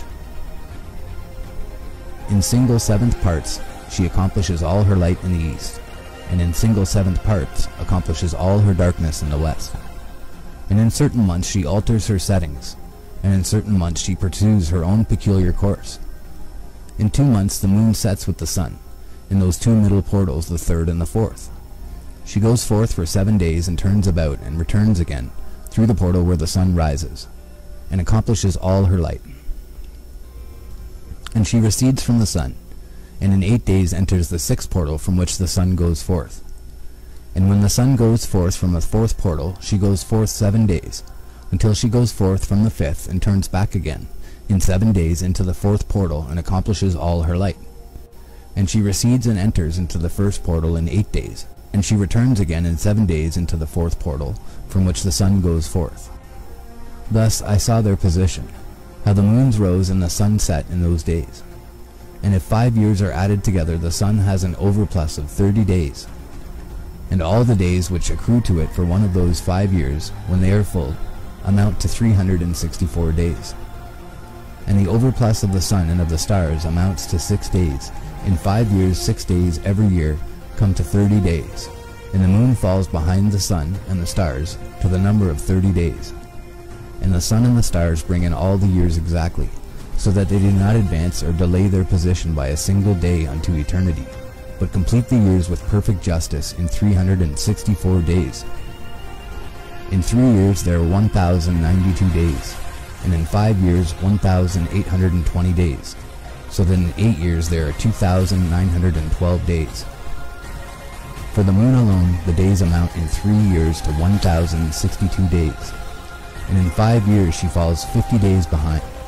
To the sum of 1,770 there is to be added 1,062 days, and in 5 years there are 1,770 days, so that for the moon the days in 8 years amount to 2,832 days. For in 8 years she falls behind to the amount of 80 days. All the days she falls behind in 8 years are 80, and the year is accurately completed in conformity with their world stations and the stations of the sun, which rise from the portals through which it, the sun, rises and sets 30 days. And the leaders of the heads of the thousands, who are placed over the whole creation and over all the stars, have also to do with the 4 intercalary days, being inseparable from their office, according to the reckoning of the year. And these render service on the 4 days which are not reckoned in the reckoning of the year. And owing to them men go wrong therein, for those luminaries truly render service on the world stations. 1 in the 1st portal, 1 in the 3rd portal of the heaven, 1 in the 4th portal, and 1 in the 6th portal. And the exactness of the year is accomplished through its separate 364 stations. For the signs and the times and the years and the days the angel Uriel showed to me, whom the Lord of Glory has set forever over all the luminaries of the heaven, in the heaven and in the world, that they should rule on the face of the heaven and be seen on the earth, and be leaders for the day and the night, the sun, moon, and stars, and all the ministering creatures which make their revolution in all the chariots of the heaven.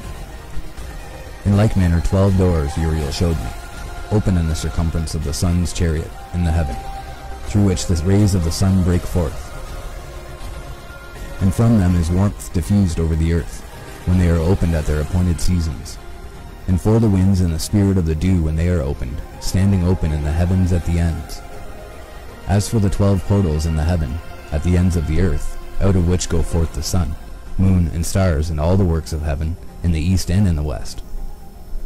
There are many windows open to the left and right of them, and one window at its appointed season produces warmth, corresponding as these do to those doors from which the stars come forth, according as he has commanded them, and wherein they set corresponding to their number. And I saw chariots in the heaven, running in the world, above those portals in which revolve the stars that never set. And one is larger than all the rest, and it is that makes its course through the entire world.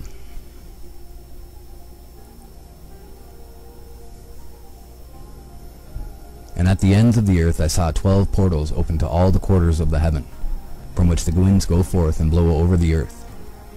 3 of them are open on the face, the east of the heavens, and 3 in the west, and 3 on the right, the south of the heaven, and 3 on the left, the north. And the 3 first are those of the east, and 3 of the north, and 3 after those on the left of the south, and 3 of the west. Through 4 of these come winds of blessing and prosperity, and from those 8 come hurtful winds when they are sent. They bring destruction on all the earth, and on the water upon it, and on all who dwell thereon, and on everything which is in the water and on the land. And the first wind from those portals, called the east wind, comes forth through the first portal which is in the east, inclining towards the south. From it come forth desolation, drought, heat, and destruction. And through the second portal in the middle comes what is fitting, and from it there come rain and fruitfulness and prosperity and dew. And through the third portal which lies toward the north come cold and drought. And after these come forth the south winds through 3 portals. Through the first portal of them inclining to the east comes forth a hot wind, and through the middle portal next to it there come forth fragrant smells, and dew, and rain, and prosperity, and health. And through the third portal lying to the west come forth dew, and rain, locusts, and desolation. And after these the north winds from the 7th portal in the east come dew and rain, locusts, and desolation. And from the middle portal come in a direct direction health, and rain, and dew, and prosperity. And through the third portal in the west come cloud and hoarfrost, and snow and rain, and dew and locusts. And after these 4 are the west winds through the first portal adjoining the north. The left, through the first portal adjoining the north, come forth dew and hoarfrost, and cold and snow and frost. And from the middle portal come forth dew and rain, and prosperity and blessing. And through the last portal which adjoins the south come forth drought and desolation, and burning and destruction. And the 12 portals of the 4 quarters of the heaven are therewith completed, and all their laws, and all their plagues, and all their benefactions have I shown to thee, my son, Methuselah. And the first quarter is called the east, because it is the first, and the second the south, because the Most High will descend there, yea, there in quite a special sense will he who is blessed forever descend. And the west quarter is named the diminished, because there are all the luminaries of the heaven wane and go down. And the 4th quarter, named the north, is divided into 3 parts. The first of them is for the dwelling of men, and the second contains seas of water, and the abysses and forests and rivers, and darkness and clouds. And the third part contains the garden of righteousness. I saw 7 high mountains, higher than all the mountains which are on the earth. And thence comes forth hoarfrost, and days, seasons, and years pass away. I saw 7 rivers on the earth larger than all the rivers. One of them coming from the west pours its waters into the great sea. And these 2 come from the north, and pour their waters into the Erythraean Sea in the east. And the remaining 4 come forth on the side of the north to their own sea, 2 of them to the Erythraean Sea, and 2 into the great sea, and discharge themselves there. 7 great islands I saw in the sea and in the mainland, 2 in the mainland and 5 in the great sea. And the names of the sun are the following: the first, Orjares, and the second Thomas. And the moon has 4 names. The first name is Isonia, the second Ebla, the third Benez, and the fourth Erai. These are the 2 great luminaries. Their circumference is like the circumference of the heaven, and the size of the circumferences of both is alike. In the circumference of the sun there are 7 portions of light, which are added to it more than to the moon. And in definite measures it is transferred till the 7th portion of the sun is exhausted, and they set and enter the portals of the west, and make their revolution by the north, and come forth through the eastern portals on the face of the heaven. And when the moon rises, 1/14th part appears in the heaven. The light becomes full in her. On the 14th day she accomplishes her light, and 15 parts of light are transferred to her, till the 15th day, when her light is accomplished, according to the sign of the year, and she becomes 15 parts. And the moon grows by the addition of 14th parts, and in her waning the moon decreases on the first day to 14 parts of her light, on the second to 13 parts of light, on the third to 12, on the fourth to 11, on the fifth to 10, on the 6th to 9, on the 7th to 8, on the 8th to 7, on the 9th to 6, on the 10th to 5, on the 11th to 4, on the 12th to 3, on the 13th to 2, on the 14th to the half of a 7th, and all her remaining light disappears wholly on the 15th. And in certain months the month has 29 days and once 28. And Uriel showed me another law. When light is transferred to the moon, and on which side it is transferred to her by the sun, during all the period during which the moon is growing in her light, she is transferring it to herself when opposite to the sun, called the new moon, for on that day the light rises upon her. She becomes full moon exactly on the day when the sun sets in the west, and from the east she rises at night. And the moon shines the whole night through till the sun rises over against her, and the moon is seen over against the sun. On the side whence the light of the moon comes forth, there again she wanes, till all the light vanishes, and all the days of the month are at an end, and her circumference is empty, void of light. And 3 months she makes of 30 days, and at her time she makes 3 months of 29 days, each, in which she accomplishes her waning in the first period of time. And in the first portal for 177 days. And in the time of her going out she appears for 3 months, and 3 months she makes of 30 days, and at her time she makes 3 months of 29 days each, in which she accomplishes her waning in the first period of time. And in the first portal for 177 days, and in the time of her going out she appears for 3 months of 30 days each, and for 3 months she appears of 29 each. At night she appears like a man for 20 days each time, and by day she appears like the heaven, and there is nothing else in her save her light. She becomes full moon exactly on the day when the sun sets in the west, and from the east she rises at night. And the moon shines the whole night through till the sun rises over against her, and the moon is seen over against the sun. On the side whence the light of the moon comes forth, there again she wanes till all the light vanishes, and all the days of the month are at an end, and her circumference is empty, void of light. And 3 months she makes of 30 days, and at her time she makes 3 months of 29 days each, in which she accomplishes her waning in the first period of time. And in the first portal for 177 days, and in the time of her going out she appears for 3 months of 30 days each, and for 3 months she appears of 29 each. And now, my son, I have shown thee everything, and the law of all the stars of the heaven is completed. And he showed me all the laws of these for every day, and for every season of bearing rule, and for every year, and for its going forth, and for the order prescribed to it every month and every week, and the waning of the moon which takes place in the 6th portal. For in this 6th portal her light is accomplished, and after that there is the beginning of the waning. And the waning which takes place in the 1st portal in its season, till 177 days are accomplished, reckoned according to weeks, 25 weeks and 2 days. She falls behind the sun, in the order of the stars exactly 5 days in the course of 1 period, And when this place which thou seest has been traversed, such is the picture and sketch of every luminary which Uriel the Archangel, who is their leader, showed unto me.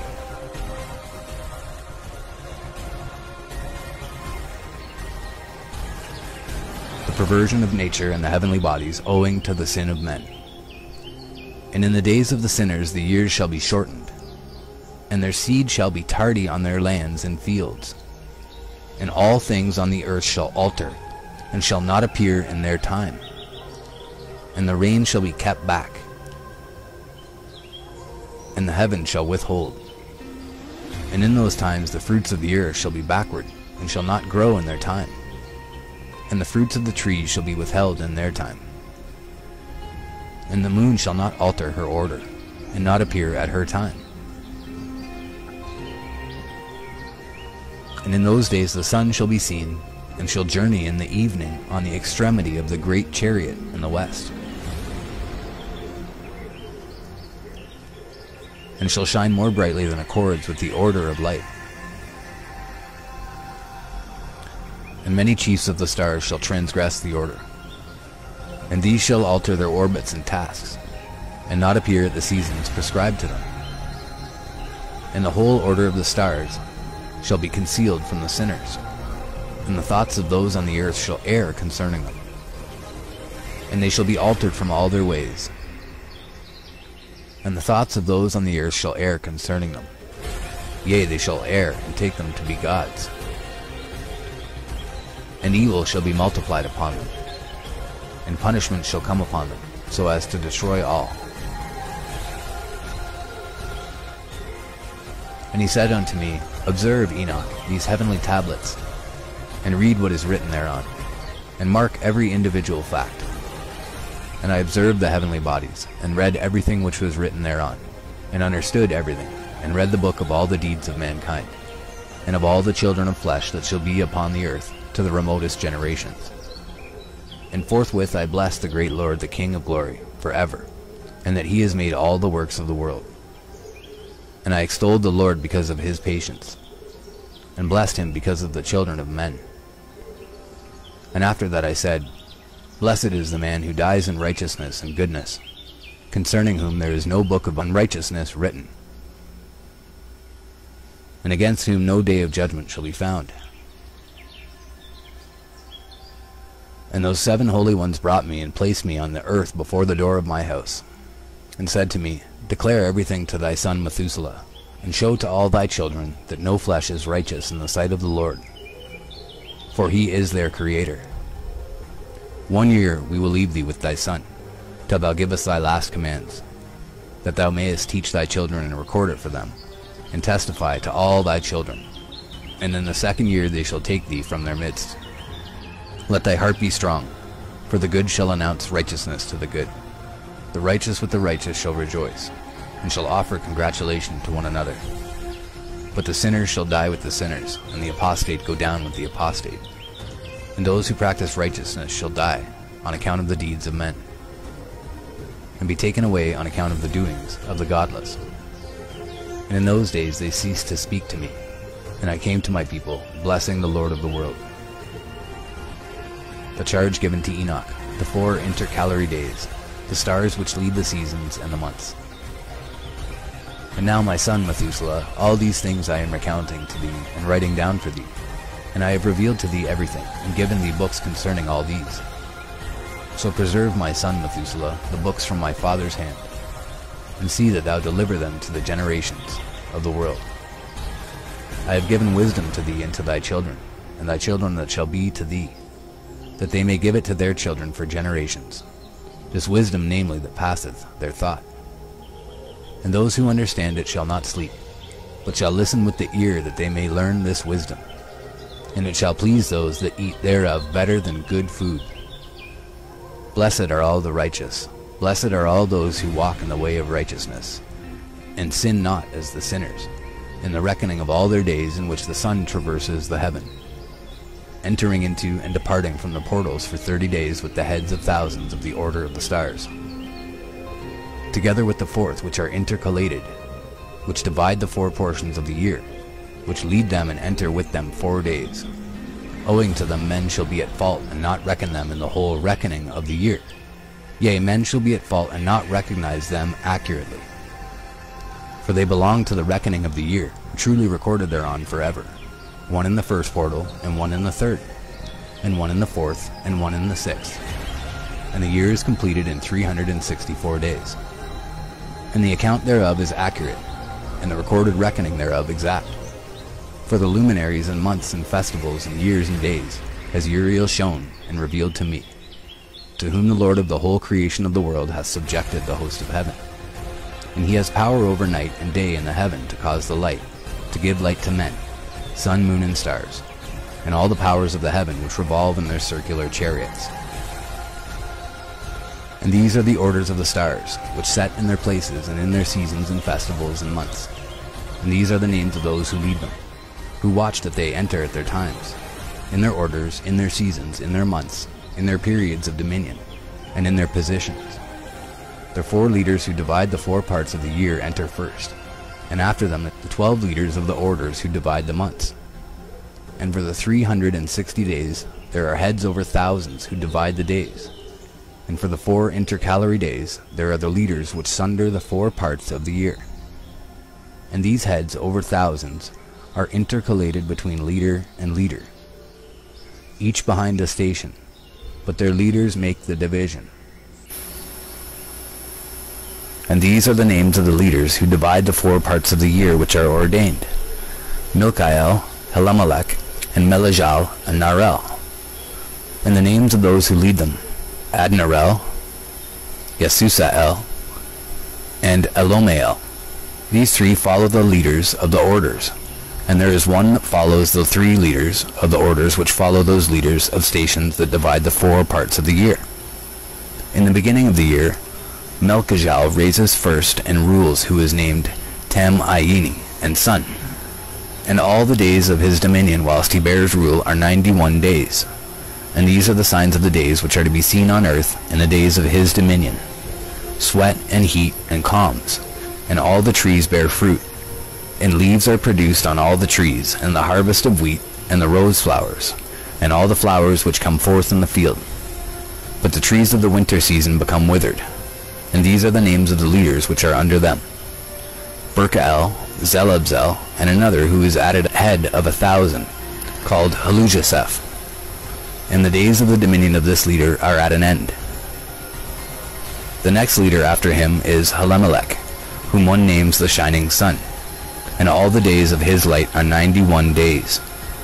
And these are the signs of his days on the earth: glowing heat and dryness, and the trees ripen their fruits and produce all their fruits ripe and ready, and the sheep pair and become pregnant, and all the fruits of the earth are gathered in, and everything that is in the fields, and the winepress. These things take place in the days of his dominion. These are the names and the orders and the leaders of those heads of thousands: Gadijal, Kiel, and Hiel, and the name of the head of 1,000, which is added to them, Asphael. And the days of his dominion are at an end. The first dream vision on the deluge. And now, my son Methuselah, I will show thee all my visions which I have seen, recounting them before thee. 2 visions I saw before I took a wife, and the one was quite unlike the other. The first when I was learning to write, the second before I took thy mother, when I saw a terrible vision, and recording them I prayed to the Lord. I had laid me down in the house of my grandfather, Mahalalel, when I saw in a vision how the heaven collapsed and was borne off and fell to the earth. And when it fell to the earth, I saw how the earth was swallowed up in a great abyss, and mountains were suspended on mountains, and hills sank down on hills, and high trees were rent from their stems, and hurled down and sunk in the abyss. And thereupon a word fell into my mouth, and I lifted up my voice to cry aloud, and said, The earth is destroyed. And my grandfather Mahalalel waked me as I lay near him, and said unto me, Why dost thou cry so, my son? And why dost thou make such lamentation? And I recounted to him the whole vision which I had seen. And he said unto me, A terrible thing hast thou seen, my son, and of grave moment is thy dream vision as to the secrets of all the sin of the earth. It must sink into the abyss and be destroyed with a great destruction. And now, my son, arise and make petition to the Lord of glory, since thou art a believer, that a remnant may remain on the earth, and that he may not destroy the whole earth. My son, from heaven all this will come upon the earth, and upon the earth there will be great destruction. After that I arose and prayed and implored and besought, and wrote down my prayer for the generations of the world. And I will show everything to thee, my son Methuselah. And when I had gone forth below and seen the heaven, and the sun rising in the east, and the moon setting in the west, and a few stars, and the whole earth, and everything as he had known it in the beginning, then I blessed the Lord of judgment, and extolled him, because he had made the sun go forth from the windows of the east. And he ascended and rose on the face of the heaven, and set out and kept traversing the path shown unto him. And I lifted up my hands in righteousness, and blessed the Holy and Great One, and spake with the breath of my mouth, and with the tongue of flesh, which God has made for the children of the flesh of men, that they should speak therewith. And he gave them breath and a tongue and a mouth, that they should speak therewith. Blessed be thou, O Lord King, great and mighty in thy greatness, Lord of the whole creation of the heaven, King of kings and God of the world. And thy power and kingship and greatness abide forever and ever. And throughout all generations thy dominion, and all the heavens are thy throne forever, and the whole earth thy footstool forever and ever. For thou hast made, and thou rulest all things, and nothing is too hard for thee. Wisdom departs not from the place of thy throne, nor turns away from thy presence.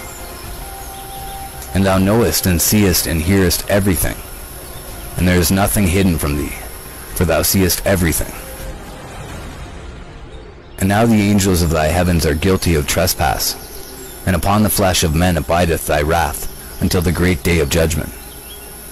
And now, O God and Lord and great King, I implore and beseech thee to fulfill my prayer, to leave me a posterity on earth, and not destroy all the flesh of men, and make the earth without inhabitant, so that there should be an eternal destruction. And now, my Lord, destroy from the earth the flesh which has aroused thy wrath, but the flesh of righteousness and uprightness establish as plant of the eternal seed. And hide not thy face from the prayer of thy servant, O Lord. The second dream vision of Enoch, the history of the world to the founding of the Messianic kingdom. And after this I saw another dream, and I will show the whole dream to thee, my son. And Enoch lifted up his voice, and spake to his son Methuselah. To thee, my son, will I speak. Hear my words, incline thine ear to the dream vision of my father. Before I took thy mother Edna, I saw in a vision on my bed, and behold, a bull came forth from the earth. And that bull, man, was white, and after it came forth a heifer, and along with this latter came forth two bulls, one of them black and the other red. And that black bull gored the red bull, and pursued him over the earth. And thereupon I could no longer see that red bull. But that black bull grew, and that heifer went with him. And I saw that many oxen proceeded from him, which resembled and followed him. And that cow, that first one, went from the presence of that first bull, in order to seek that red one, but found him not, and lamented with a great lamentation over him, and sought him. And I looked till that first bull came to her and quieted her. And from that time onward she cried no more. And after that she bore another white bull, and after him she bore many bulls and black cows. And I saw in my sleep that white bull likewise grow, and become a great white bull. And from him proceeded many white bulls, and they resembled him. And they began to beget many white bulls, which resembled them, one following the other, even many. And again I saw with mine eyes as I slept, and I saw the heavens above, and behold, a star fell from heaven. And it arose and eat and pastured amongst those oxen. And after that I saw the large and the black oxen. And behold, they all changed their stalls and pastures and their cattle, and began to live with each other. And again I saw in the vision, and looked towards the heaven, and behold, I saw many stars descend, and cast themselves down from heaven to that first star. And they became bulls amongst those cattle, and pastured with them amongst them, the watchers. And I looked at them and saw, and behold, they all let out their privy members like horses, and began to cover the cows of the oxen, and they all became pregnant and bare elephants, camels, and asses.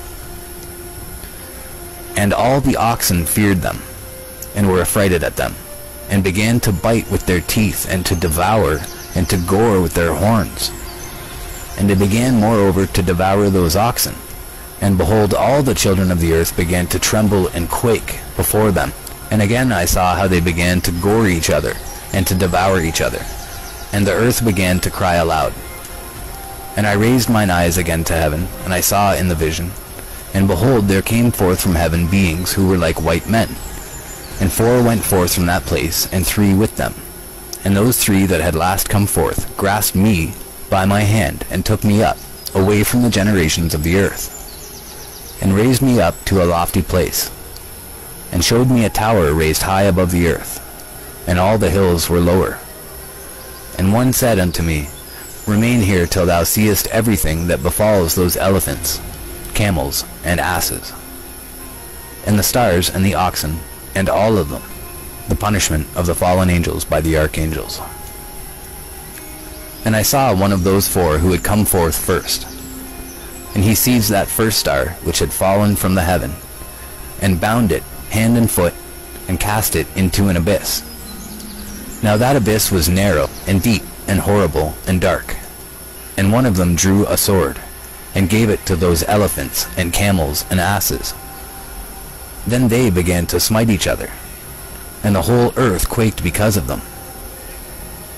And as I was beholding in the vision, lo, one of those 4 who had come forth stoned them from heaven, and gathered and took all the great stars, whose privy members were like those of horses, and bound them all hand and foot, and cast them in an abyss of the earth.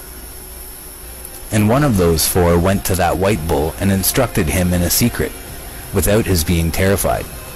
He was born a bull, and became a man, and built for himself a great vessel, and dwelt thereon. And 3 bulls dwelt with him in that vessel, and they were covered in. And again I raised mine eyes toward heaven, and saw a lofty roof, with 7 water torrents thereon. And those torrents flowed with much water into an enclosure. And I saw again, and behold, fountains were opened on the surface of that great enclosure. And that water began to swell, and rise upon the surface. And I saw that enclosure till all its surface was covered with water. And the water, the darkness and mist, increased upon it. And as I looked at the height of that water had risen above the height of that enclosure, and was streaming over that enclosure, and it stood upon the earth. And all the cattle of that enclosure were gathered together, until I saw how they sank, and were swallowed up and perished in that water. But that vessel floated on the water, while all the oxen, and elephants, and camels, and asses sank to the bottom with all the animals, so that I could no longer see them, and they were not able to escape, but perished and sank into the depths. And again I saw a vision till those water torrents were removed from that high roof, and the chasms of the earth were leveled up, and other abysses were opened. Then the water began to run down into these, till the earth became visible. But that vessel settled on the earth, and the darkness retired, and light appeared. But that white bull which had become a man came out of that vessel, and the 3 bulls with him, and one of those 3 was white like that bull, and one of them was red as blood, and one black, and that white bull departed from them. And they began to bring forth beasts of the field and birds, so that there arose different genera, lions, tigers, wolves, dogs, hyenas, wild boars, foxes, squirrels, swine, falcons, vultures, kites, eagles, and ravens. And among them was born a white bull. And they began to bite one another. But that white bull which was born amongst them begat a wild ass, and a white bull with it. And the wild asses multiplied, But that bull which was born from him begat a wild black boar and a white sheep. And the former begat many boars, but that sheep begat 12 sheep. And when those 12 sheep had grown, they gave up one of them to the asses, and those asses again gave up that sheep to the wolves, and that sheep grew up among the wolves. And the Lord brought the 11 sheep to live with it and to pasture with it among the wolves. And they multiplied and became many flocks of sheep. And the wolves began to fear them, and they oppressed them until they destroyed their little ones. And they cast their young into a river of much water. But those sheep began to cry aloud on account of their little ones, and to complain unto their Lord. And a sheep which has been saved from the wolves fled and escaped to the wild asses. And I saw the sheep, how they lamented and cried, and besought their Lord with all their might, till that Lord of the sheep descended at the voice of the sheep from a lofty abode, and came to them and pastured them. And he called that sheep which had escaped the wolves, and spake with it concerning the wolves, that it should admonish them not to touch the sheep. And the sheep went to the wolves according to the word of the Lord. And another sheep met it, and went with it, and the two went and entered together into the assembly of those wolves, and spake with them, and admonished them not to touch the sheep from henceforth. And thereupon I saw the wolves, and how they oppressed the sheep exceedingly with all their power. And the sheep cried aloud, and the Lord came to the sheep, and they began to smite those wolves, and the wolves began to make lamentation. But the sheep became quiet, and forthwith ceased to cry out. And I saw the sheep till they departed from amongst the wolves, but the eyes of the wolves were blinded. And those wolves departed in pursuit of the sheep, with all their power. And the Lord of the sheep went with them, as their leader, and all his sheep followed him. And his face was dazzling and glorious and terrible to behold. But the wolves began to pursue those sheep till they reached a sea of water, and that sea was divided, and the water stood on this side and on that before their face. And their Lord led them and placed himself between them and the wolves. And as those wolves did not yet see the sheep, they proceeded into the midst of that sea, and the wolves followed the sheep, and those wolves ran after them into that sea. And when they saw the Lord of the sheep, they turned to flee before his face. But that sea gathered itself together, and became as it had been created, and the water swelled and rose till it covered those wolves. And I saw till all the wolves who pursued those sheep perished and were drowned. But the sheep escaped from that water and went forth into a wilderness, where there was no water and no grass. And they began to open their eyes and to see. And I saw the Lord of the sheep pasturing them, and giving them water and grass, and that sheep going and leading them. And that sheep ascended to the summit of that lofty rock, and the Lord of the sheep sent it to them. And after that I saw the Lord of the sheep who stood before them, and his appearance was great and terrible and majestic. And all those sheep saw him and were afraid before his face. And they all feared and trembled because of him. And they cried to that sheep with them, which was amongst them, We are not able to stand before our Lord, or to behold him. And that sheep which led them again ascended to the summit of that rock. But the sheep began to be blinded and to wander from the way which he had showed them. But that sheep wot not thereof. And the Lord of the sheep was wrathful exceedingly against them. And that sheep discovered it, and went down from the summit of the rock, and came to the sheep, and found the greatest part of them blinded and fallen away. And when they saw it, and feared and trembled at its presence, and desired to return to their folds. And that sheep took other sheep with it, and came to those sheep which had fallen away, and began to slay them. And the sheep feared its presence. And thus that sheep brought back those sheep that had fallen away, and they returned to their folds.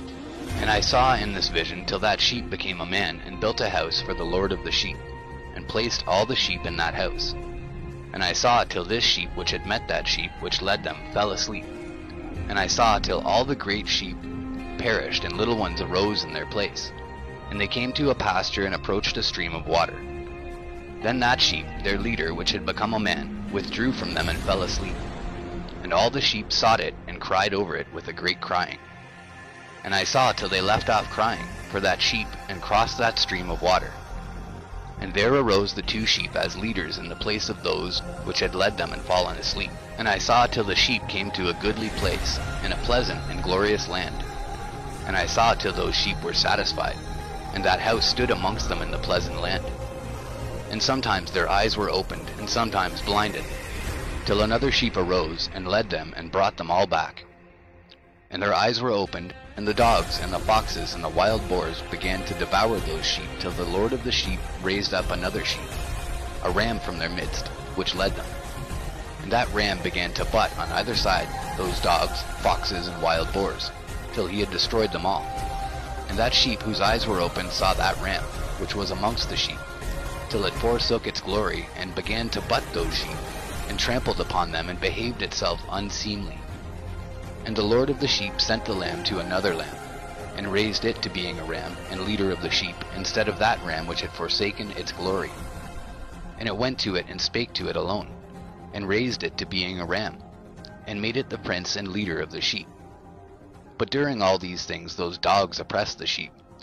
And the first ram pursued that second ram, and that second ram arose and fled before it.